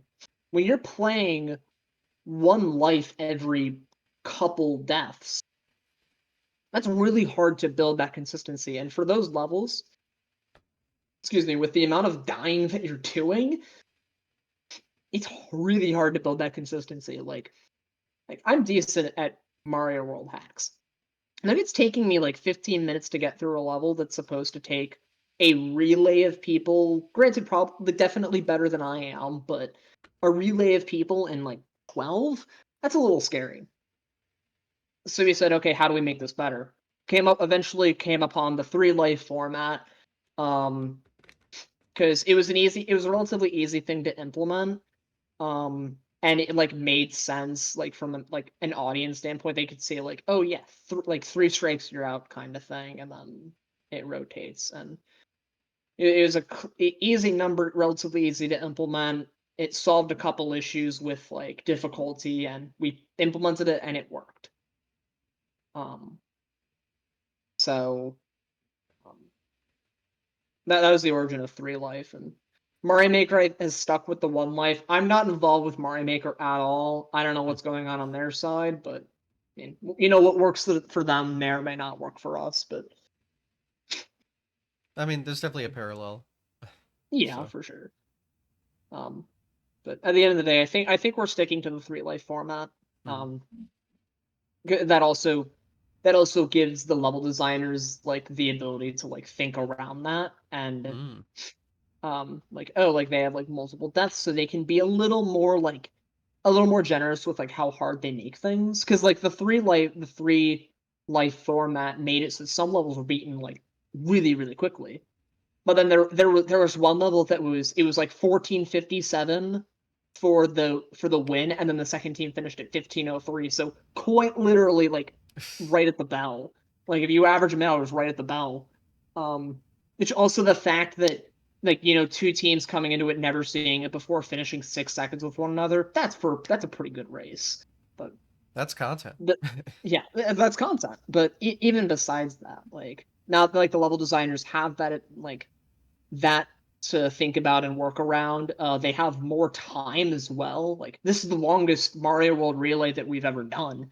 We did, I think, like an hour 15. We did an hour 30. And now we have 2 hour slot. Oh, this is 2 hours? Yeah, this is God 2 hours damn. of All time right. zone. All right. Yeah, and like us racers are a little nervous because it's like, wait, this means we're doing like we don't even know how many levels we're doing.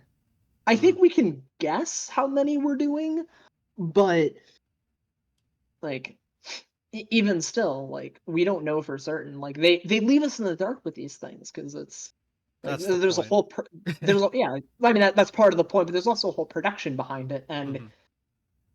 I guess I didn't get to this point earlier, but like circling back to why I'm in a unique position, I after this relay, I will have been the only person to be on both sides of this process.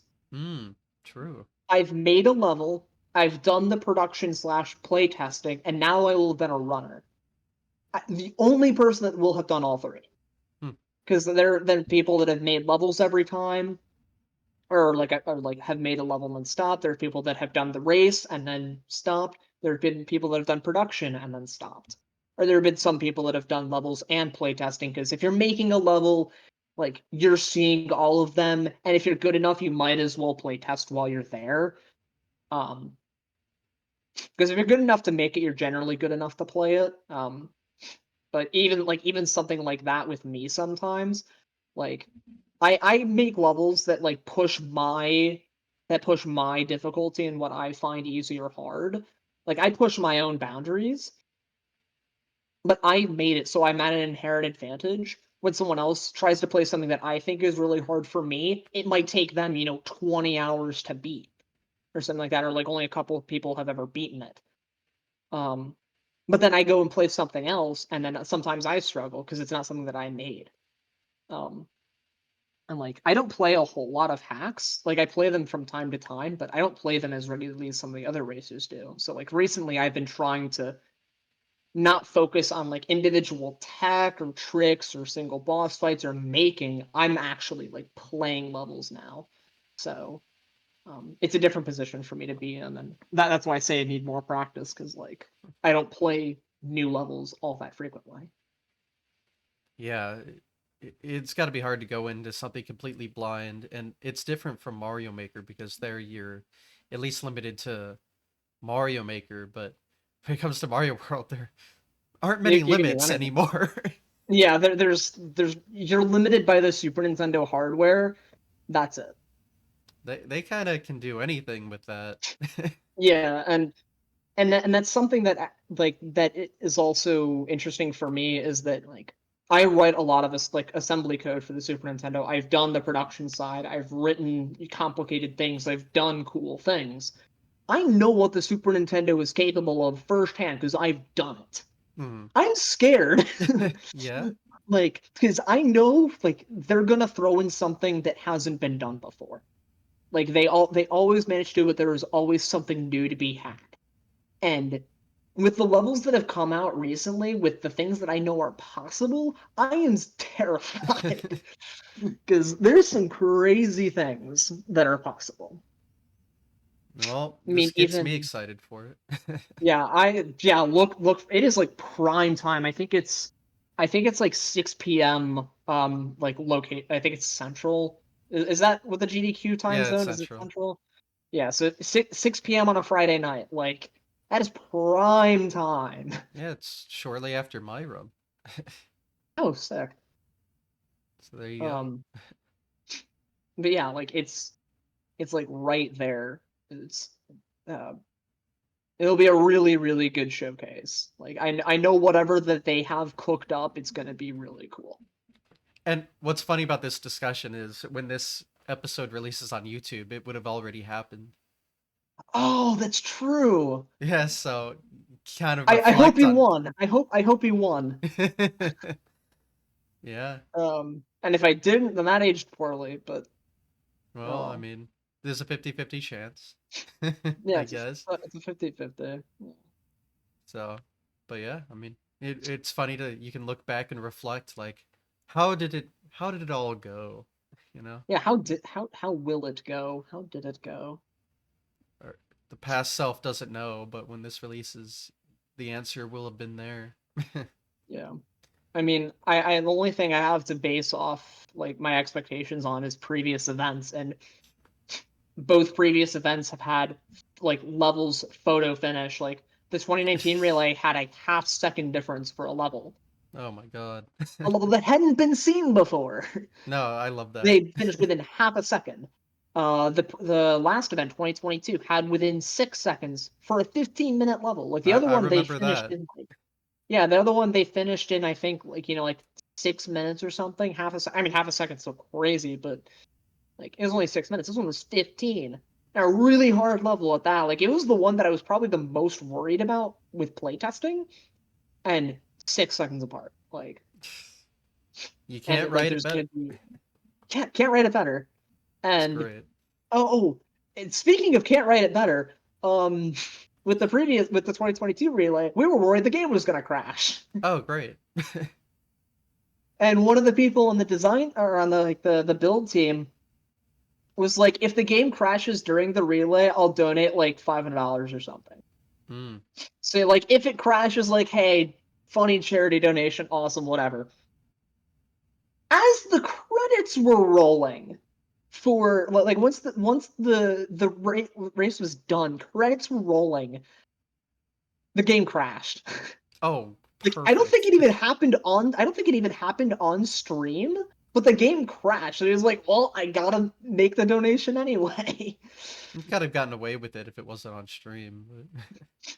I think they were I mean they were planning to donate anyway, I think, but Okay, it well, was just funny. Like couldn't have written it better. We were expecting a crash. It didn't happen during the race, but it still happened. So that is perfect. yeah. And like we were working on it till, hours before it started and finally had like a completed build, but That's how just it goes really down sometimes. One yeah, thing I just down liked to the from wire.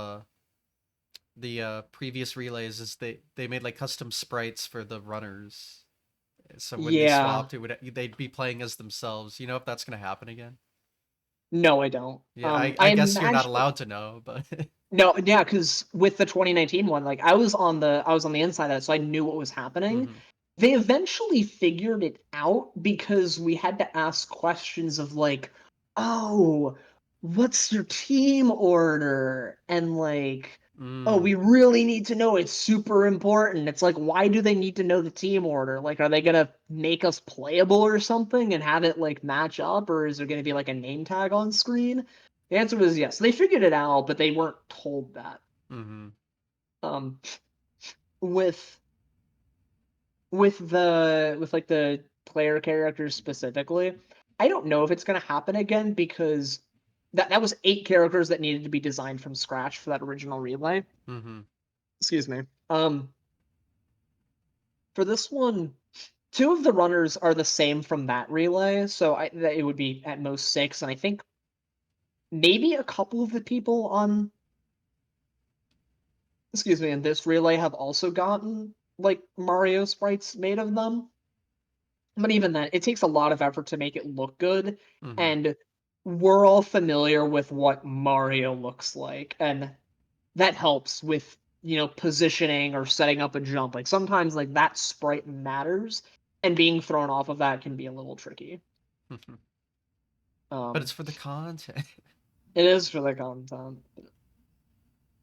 I don't know. We'll see. Maybe. I imagine that they would at least have like the name tags at the top because that helps with distinguishing who's who, and that's Yeah. also a very easy. I mean, that was something that I implemented. I think was Mm. just having like just a couple characters at the top of the screen saying, "Yeah, this person's playing." But um, I think the only other thing they might add would be like a life counter of or a more proper life counter because the feature for 3 lives was shoehorned in.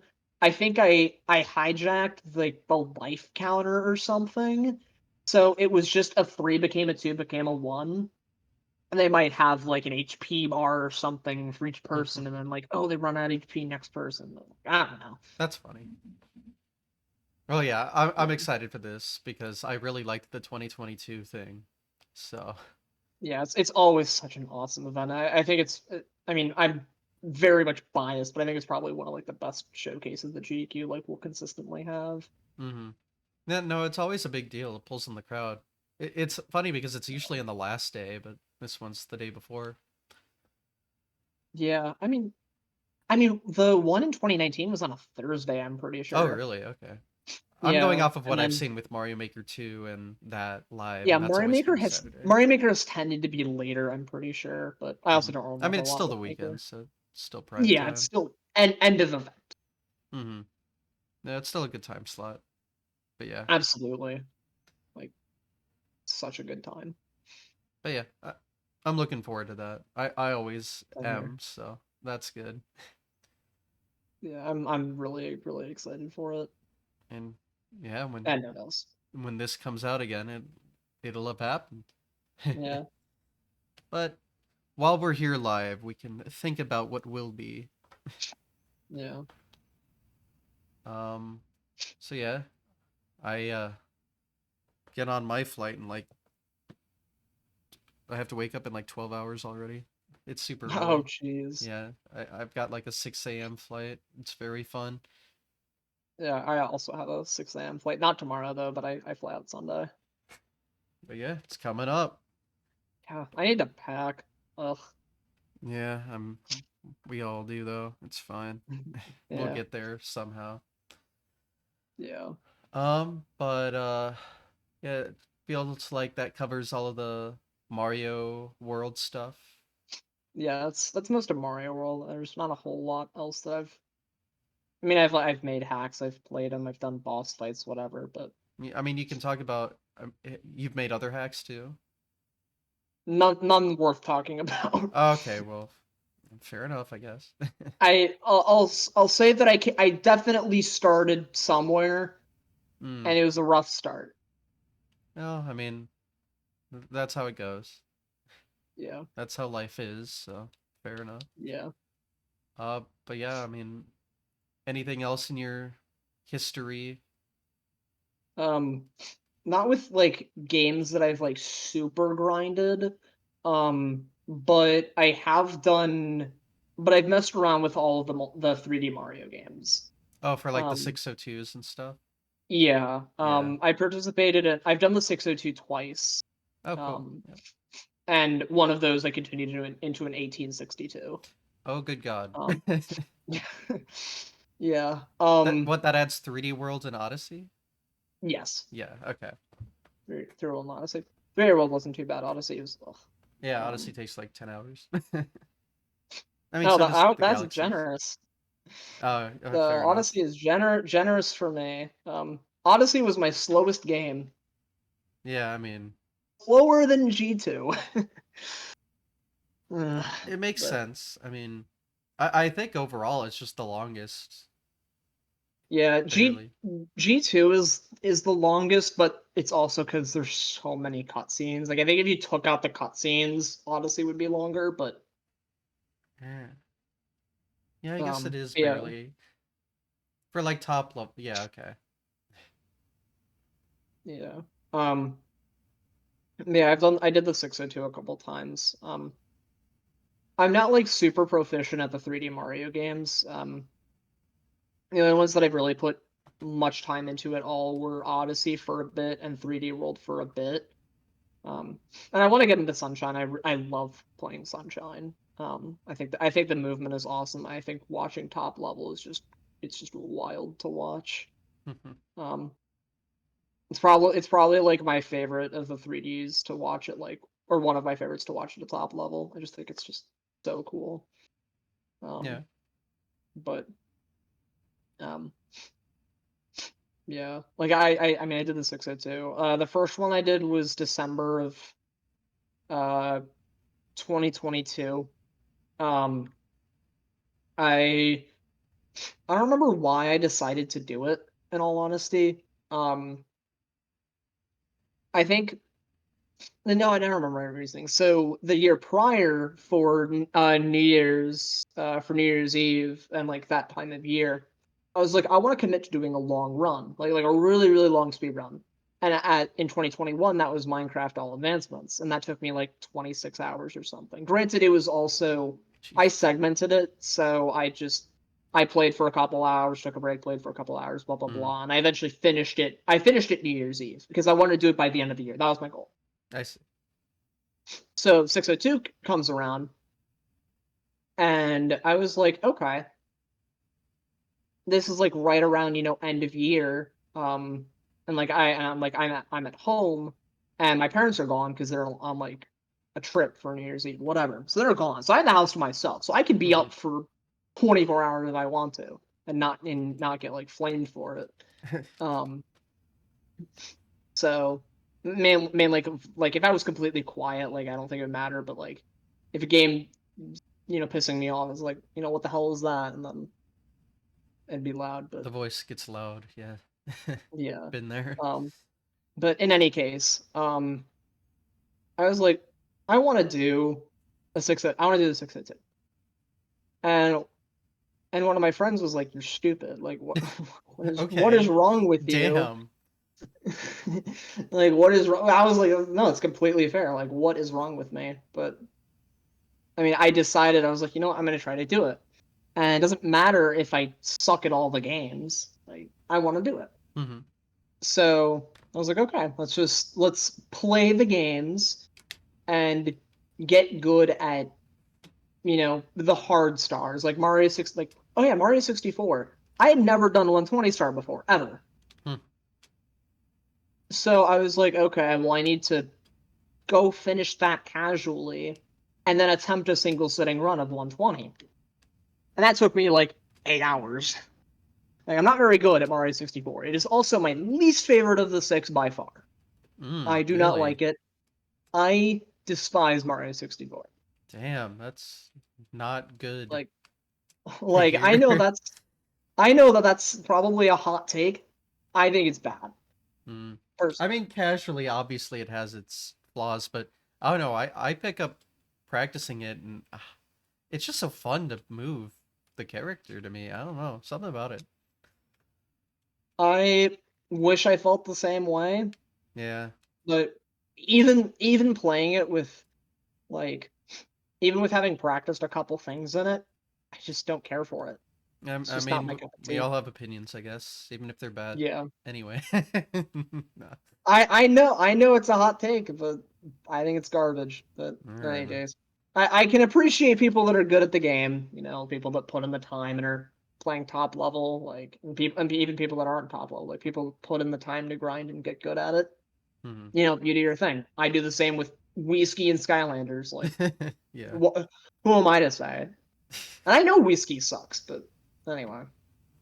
Um, but I did enough to be able to get through 64, and I knew of the four games for the because of the first 602 that 64 was going to be the hardest for me because both Galaxy games, I love the Galaxy games. Maybe not Oh yeah. necessarily as a speed run because I think they're super slow. Although granted, there's been developments that make it cooler and whatever. But even then, like, Yeah, um, it's a slow paced game, and you don't have the uh accessibility of the world as the other ones. It's a lot more of a linear experience. yeah, But the shit you can pull off though just looks visually stunning. yeah. But even then, like Yeah. with the Galaxy games, I just enjoy playing them. Like even if I'm like with my 120 run of Galaxy One, that took me like 11 hours. I enjoyed it basically the whole way through. Oh, I have huge nostalgia for Galaxies, so I need to replay them again just so I can enjoy life for a little while. Yeah, I really enjoy playing the Galaxy games, even if it's casually. Like my run was effectively just a speed walk of all Yeah. the games, but with the goal in mind of trying to complete the 602, Hmm. and doing it all in one go. And like I got through 120 in a little of Mario 64 in a little under 5 hours.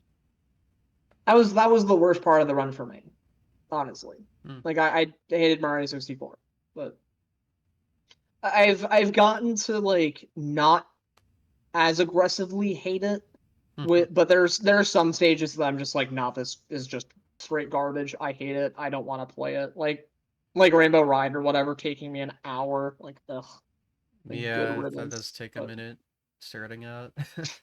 yeah, but anyway, um, like I got through that. I got through Galaxy. I got through most of Sunshine. Um, and then I needed to take a sleep break. I was intending to get through the first three games in one go. Um, and I was able to go like roughly 24 hours without sleep. I'm not really able to push further than that. Yeah. Um, like, and this is another thing. I don't drink any caffeine. Like, no Mm. soda, no coffee, none of that. The only thing that I had was like water and like occasional snacks and like food if I like needed a meal. Yeah. But like no caffeine to keep me going. Like I don't know what other runners do for like the sleepless 1862. Yeah, I no. know Silo, I think, like just finished their 1862 like right before this call happened, which I thought was funny. I just Oh, watched the nice. tail end of the run, but I just got through the end of the 1862, but sleepless. Oh my I god. don't know what people do for it. Like probably caffeine, probably just able to go with more hours without sleep.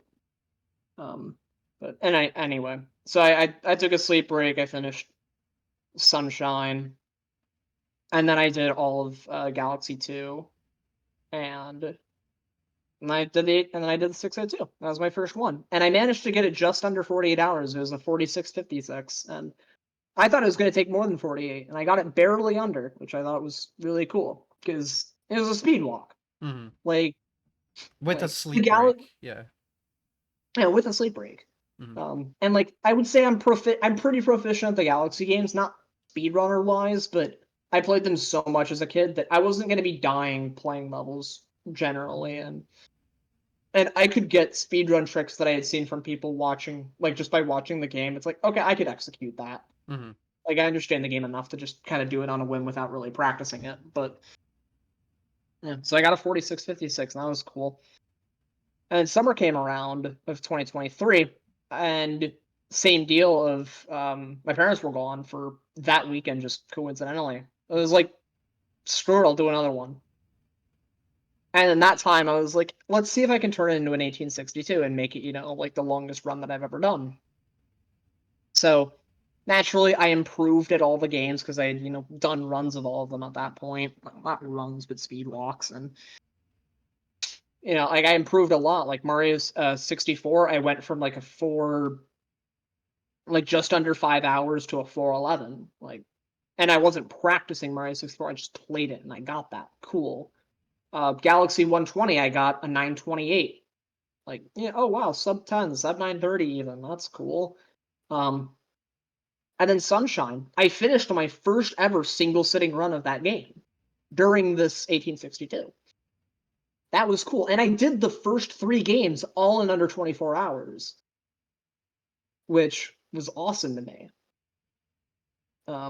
My Sunshine run was a 7:14, so not really like that good, but a single sitting.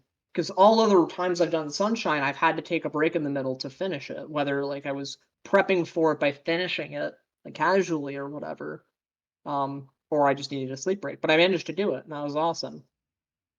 And then Galaxy 2 happened, and then I said, you know what, let me try to start Galaxy 2.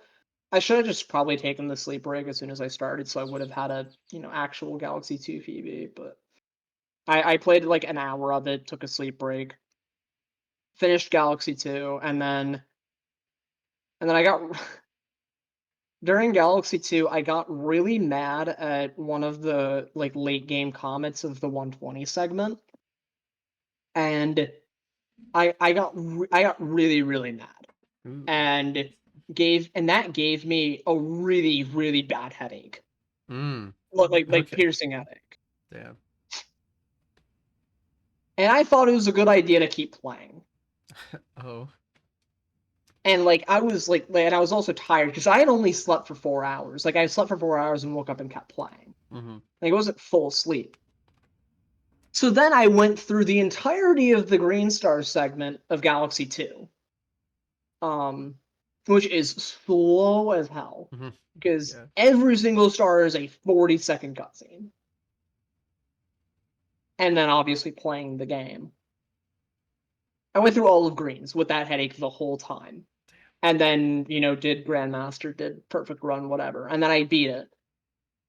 And my final 602 time was a 38. It was 38, 58, 48. So all eights, which that was cool. But Damn. and then I mean beating my 602 PB by like 8 hours. Like holy crap, that's awesome.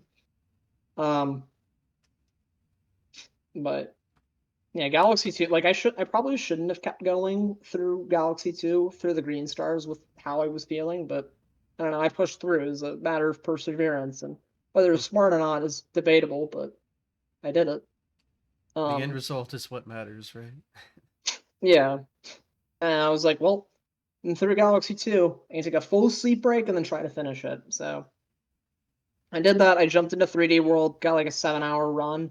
I wasn't worried about 3D World at all because I had just recently like replayed it on Switch. Because I had 100%ed it on Wii, or not 100%ed, but effectively on Wii U. Because we're not gonna beat every level 5 times because that's stupid. Um, but I did that 7 hours and then finished Odyssey in like 16 and a half hours. Odyssey All Moons kicked my butt. Yeah. Like, and the thing with Odyssey is that I hadn't even done All Moons before. I hadn't completed everything in the game before. Mm. I had went back. Um, I did it like I chipped away at doing All Moons casually like the week prior, not in a single sitting or anything, but just chipping away at it. Um, and then doing it during the 1862 between obviously sleep fatigue, mental fatigue of doing all that Mario and all that. I could not follow the route for the life of me. I could not understand anything that it was saying. I just kind of collected moons and coins as I saw them and then spent multiple hours doing cleanup work. Mm. Um, but I mean, I did that too. I finished it, and my final 1862 time was a 71 hours. again, thought it was going to be over 72, and like just I don't know, miraculously breaking day barriers I didn't think would Hmm. happen. It's like it's just like that was cool to me. And, like finishing those, like long marathons. Like it's cool to have been able to complete it and say that I did it. Not proficient at the games, but still being able to have done it, I think is, something to is still something. Yeah, it's a very different thing than anything else. Yeah, it's so much more. I mean, if you're playing at a top level, your execution matters, and I mean, if you're if you're like odd man or like that good at all the games, like you need to be executing. Like he like his multi Mario PBs are like sometimes a couple of seconds, and like for like the 602, it's like I don't know, he'll cut off maybe a couple minutes. Like it's just wild how good he is. But anyway, um, like even not even being proficient, but just doing it to be able to complete it. I don't know. I just something I'm proud of. Yeah, Just not necessarily a speed run because it was more of a speed walk, but it I mean, counts.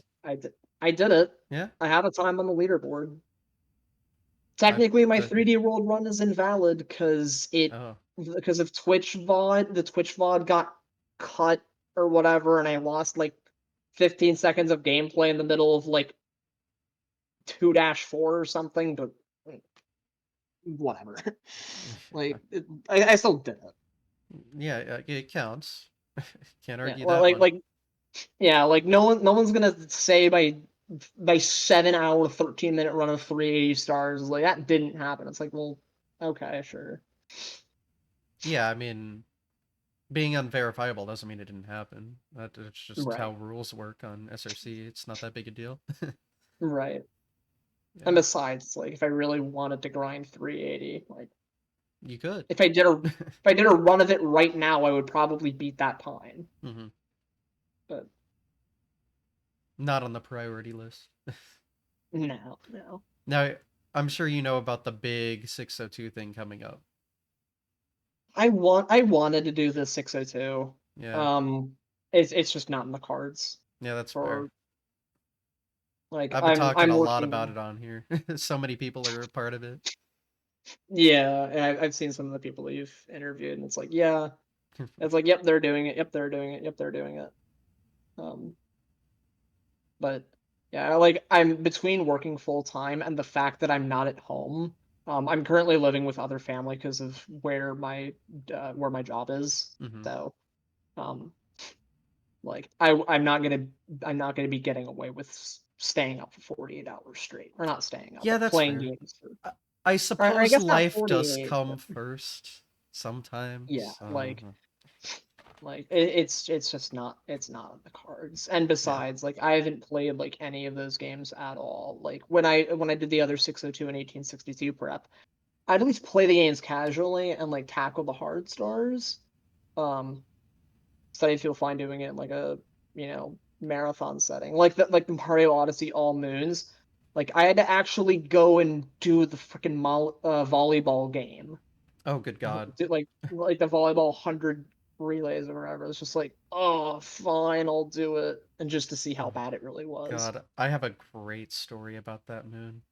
Oh, So I think I left it as the last moon I needed to 100% the game. uh-huh. And so doing that sucks. So I learned about the strat where you can just get a second player and control Cappy and it makes it a lot easier. Oh no. So I did that. And I have this recorded. It's probably on my Twitter somewhere back when they had that functionality, but I get the 99th hit and then the ball hits Cappy and it pushes him back into Mario and he gets stuck. So then I missed the 100th volley. Oh my god. I I was not It's always gonna be happy. the 99th. It's always gonna be the 99th. I was not happy, but What yeah. a line. But even though that happened, thank God for that strategy because I just made Mario move a little further away, but it was so not fair. Yeah. That fucking moon. Well, I mean, what's crazy as well is I was like, oh yeah, let me try that strat, but I wanted to look at like the all moons like rules because I didn't know if two-player was allowed Oh, to do true. and two-player's not allowed for all Oh, moons. good God, no. So I needed to do it the one-player method. I gamed during the 1862 and got it first try. I Okay, don't think I would replicate that. Like I just locked in and I got it. damn. And I was like, okay, I'm just gonna never think or do this ever again unless I decide to do another 1862 in the future for whatever reason. Probably won't. I'd probably do a 602 again though, but Yeah, I I don't know mean, about 1862. that's slightly more manageable. Yeah, like it's weekend. Yeah, true. Yeah, I'm not cutting into another day. Hmm.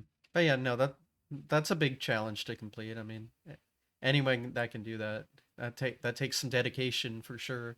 It's actually crazy how many Yeah. people have done it. Like seeing how big this 10th anniversary race is becoming. Like, oh my God. I haven't even looked at how many people have signed up. I think That's it's over amazing. 150. What? Yeah, I Well, I believe mean, that's what I how many heard. people are actually going to do it? But that's Well, yeah, wild. the sign up versus actual that doing it is different, I guess. But yeah, I think. That's wild. Oh man, I've been hyping it up a ton on here because just literally everyone's doing it. So it's just like, oh Yeah. yeah, I'm doing it. Let's talk about it. Oh yeah. So, Are you oh doing it? man, God no. Fair enough. Um, I I hate sunshine. Sorry, that's my hot Fair enough. take. But I mean, hating sunshine is more of an agreeable opinion than hating that's 64. fair. So Um, I think I'm in the wrong here. so yeah. And I haven't even played. I haven't 100. I couldn't 100% that game. I couldn't get That's myself fair. to do it. I don't. I could probably do well at 64, and then Galaxy 1 and 2. I haven't played those games in over a decade. I am not cut out for it right now. That's completely So fair. I don't think I'll ever do that, but eventually on stream I'll want to 100% every like Super Mario game, so I get to those Mhm. games and actually properly finish them. That makes sense. So we'll get there eventually, but I don't 602 personally I don't think is in my thing, but I mean I like watching it. I mean that they have a whole thing like all the streams at once, a whole like stream dedicated to the statistics. Like they go all Yeah. in. It's fun to watch.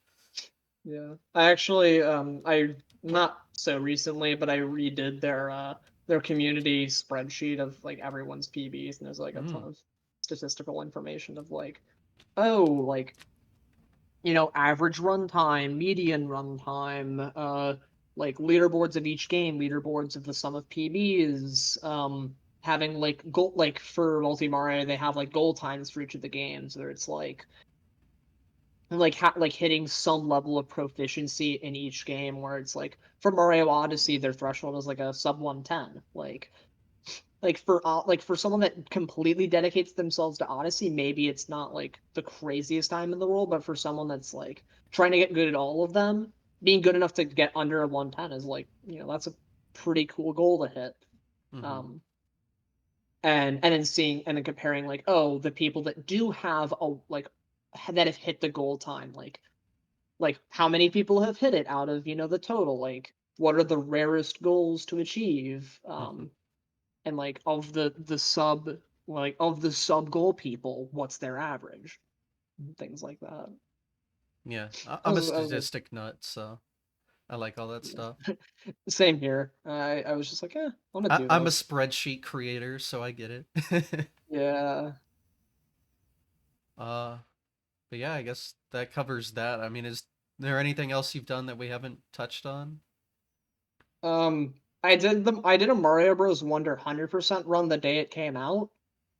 That's um cool. it was my casual playthrough. I didn't like get it early and like do runs early or anything. Um, Yeah, I will not share my thoughts on that, but Same here, like, but I mean, I did a casual run of it 100%, and because of like I don't know why, but I submitted it because it was a legal run, and Mhm. apparently it was technically the first world record of Oh, 100% for a time. good job. Um, so like, but I think that's since changed because of like dates and times and something. I don't know. Mhm. At one point, it was considered a former world record by technicality. At one point or another, I was a former world record holder of Mario Bros. Wonder, and I will gladly say, yeah, I did that, but I haven't touched the game since. I 100%ed it and have not come back to it. It didn't stick with me. I thought it was Yeah. fun, but Oh, I just didn't see the it replay was a 10 value. out of 10 game for me, but I don't know how I'd feel about speedrunning it. I haven't thought about that yet, but I mean, oh, the game was just a blast to play through, I thought, so. Yeah, I thought it was pretty fun, but it wouldn't stick with me like past that initial playthrough, I Yeah, I think. mean, I 100%ed it, and I don't really have a reason to play it again either, but I mean, I can't deny it was a great time. Yeah, it was Especially fun. I after all of the new super games, just constant new super That's fair. only. Oh my god, here's an actual like game. Yeah. Thank you. I mean, I liked the new soup titles, but No, they're good, not but they're not all the same. This was like different. that's true. That's I true. liked that. Yeah. But yeah, good game. Um, does that kind of wrap everything up, you think? Yeah. I mean, I've touched other games one off here and there. I tried Pokemon. I want to Mhm. try it again. Um, I've ran Hades. I want to get back into that. I want to get back into doing some of the other 3D Mario's. Like I want to get better at like Odyssey. I want to get better at 3D World and Sunshine. Um, I want to go back to like Skylanders, but like as for speedrunning, like that's probably mostly it. Um, and I mean, I want to keep learning new games. I want to keep learning new categories, jumping back to old things, and I still have a lot to go, but Yeah, I'm plenty not of time. 100% sure. Yeah, plenty of time.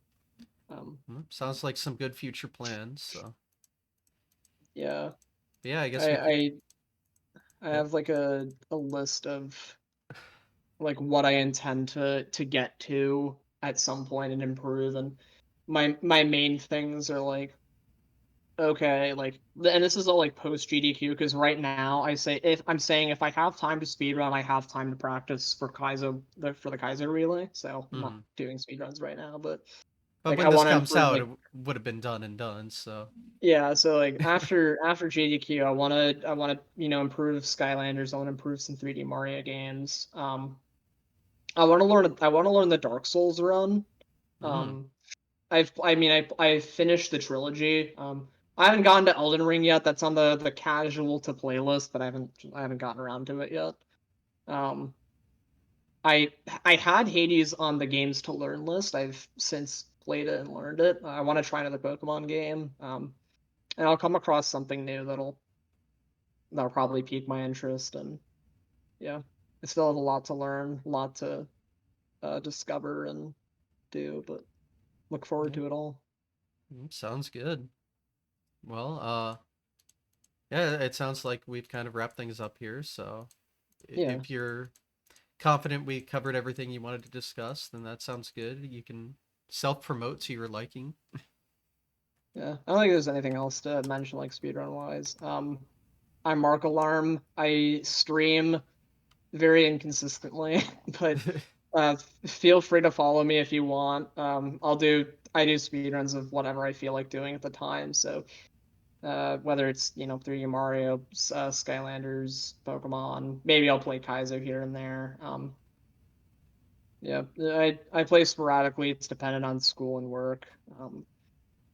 But yeah, I don't really plug anything else. You can subscribe to my YouTube if you want, but I only upload PBs. So I don't really do like content creation. I might in the future, but eh. Yeah. um, yeah, it's really just my Twitch. If you feel like watching me reset live and want to hang out, Hell yeah. feel free to stop by. I am nearing 1K followers on Twitch though, so There we let's hit go. that funny number. You know what to do, fellas. All Yeah. right. I'm waiting for 2 to the power 10 followers though, 1024, because I just mm, computer guy. So I won't be there until I get 2 to the power 10. But you need that megabyte of followers. yeah. And anyway, but yeah. Well, good luck at GDQ. Hopefully, when this comes Thank you, out, thank it you. would have gone well. Hopefully, fingers crossed. Yeah, we have our runs on the same day, so same for That'll me be cool. too. Let's just hope we Yeah, gained. good luck on your round. Yeah. Well, you got to play for like 2 hours swap in between. I get 5 minutes, so Well, we'll hope that those 5 minutes go well we can only hope. But yeah, all right. Well, thanks for watching, everyone. Yeah, if you're watching live, this won't be uploaded until next Sunday, so quite a bit of ways away. But got to record these in advance for the GDQ trip. And yeah, if you're watching live, just thanks. Keep doing that. If you're watching on YouTube, thanks. Keep doing that. That's all I got. So yeah, I guess we'll call it a day. Take Sounds care. good. Thank you very much for having me. This was fun. Yeah, thanks for being on. Excited to if you do more hacking stuff. I'm excited to see it. Of course, I've been looking forward to the GDQ run for a while, so Yeah. I'll be there for that. All right, but yeah, take care, everyone. Bye bye now. Bye. Yeah.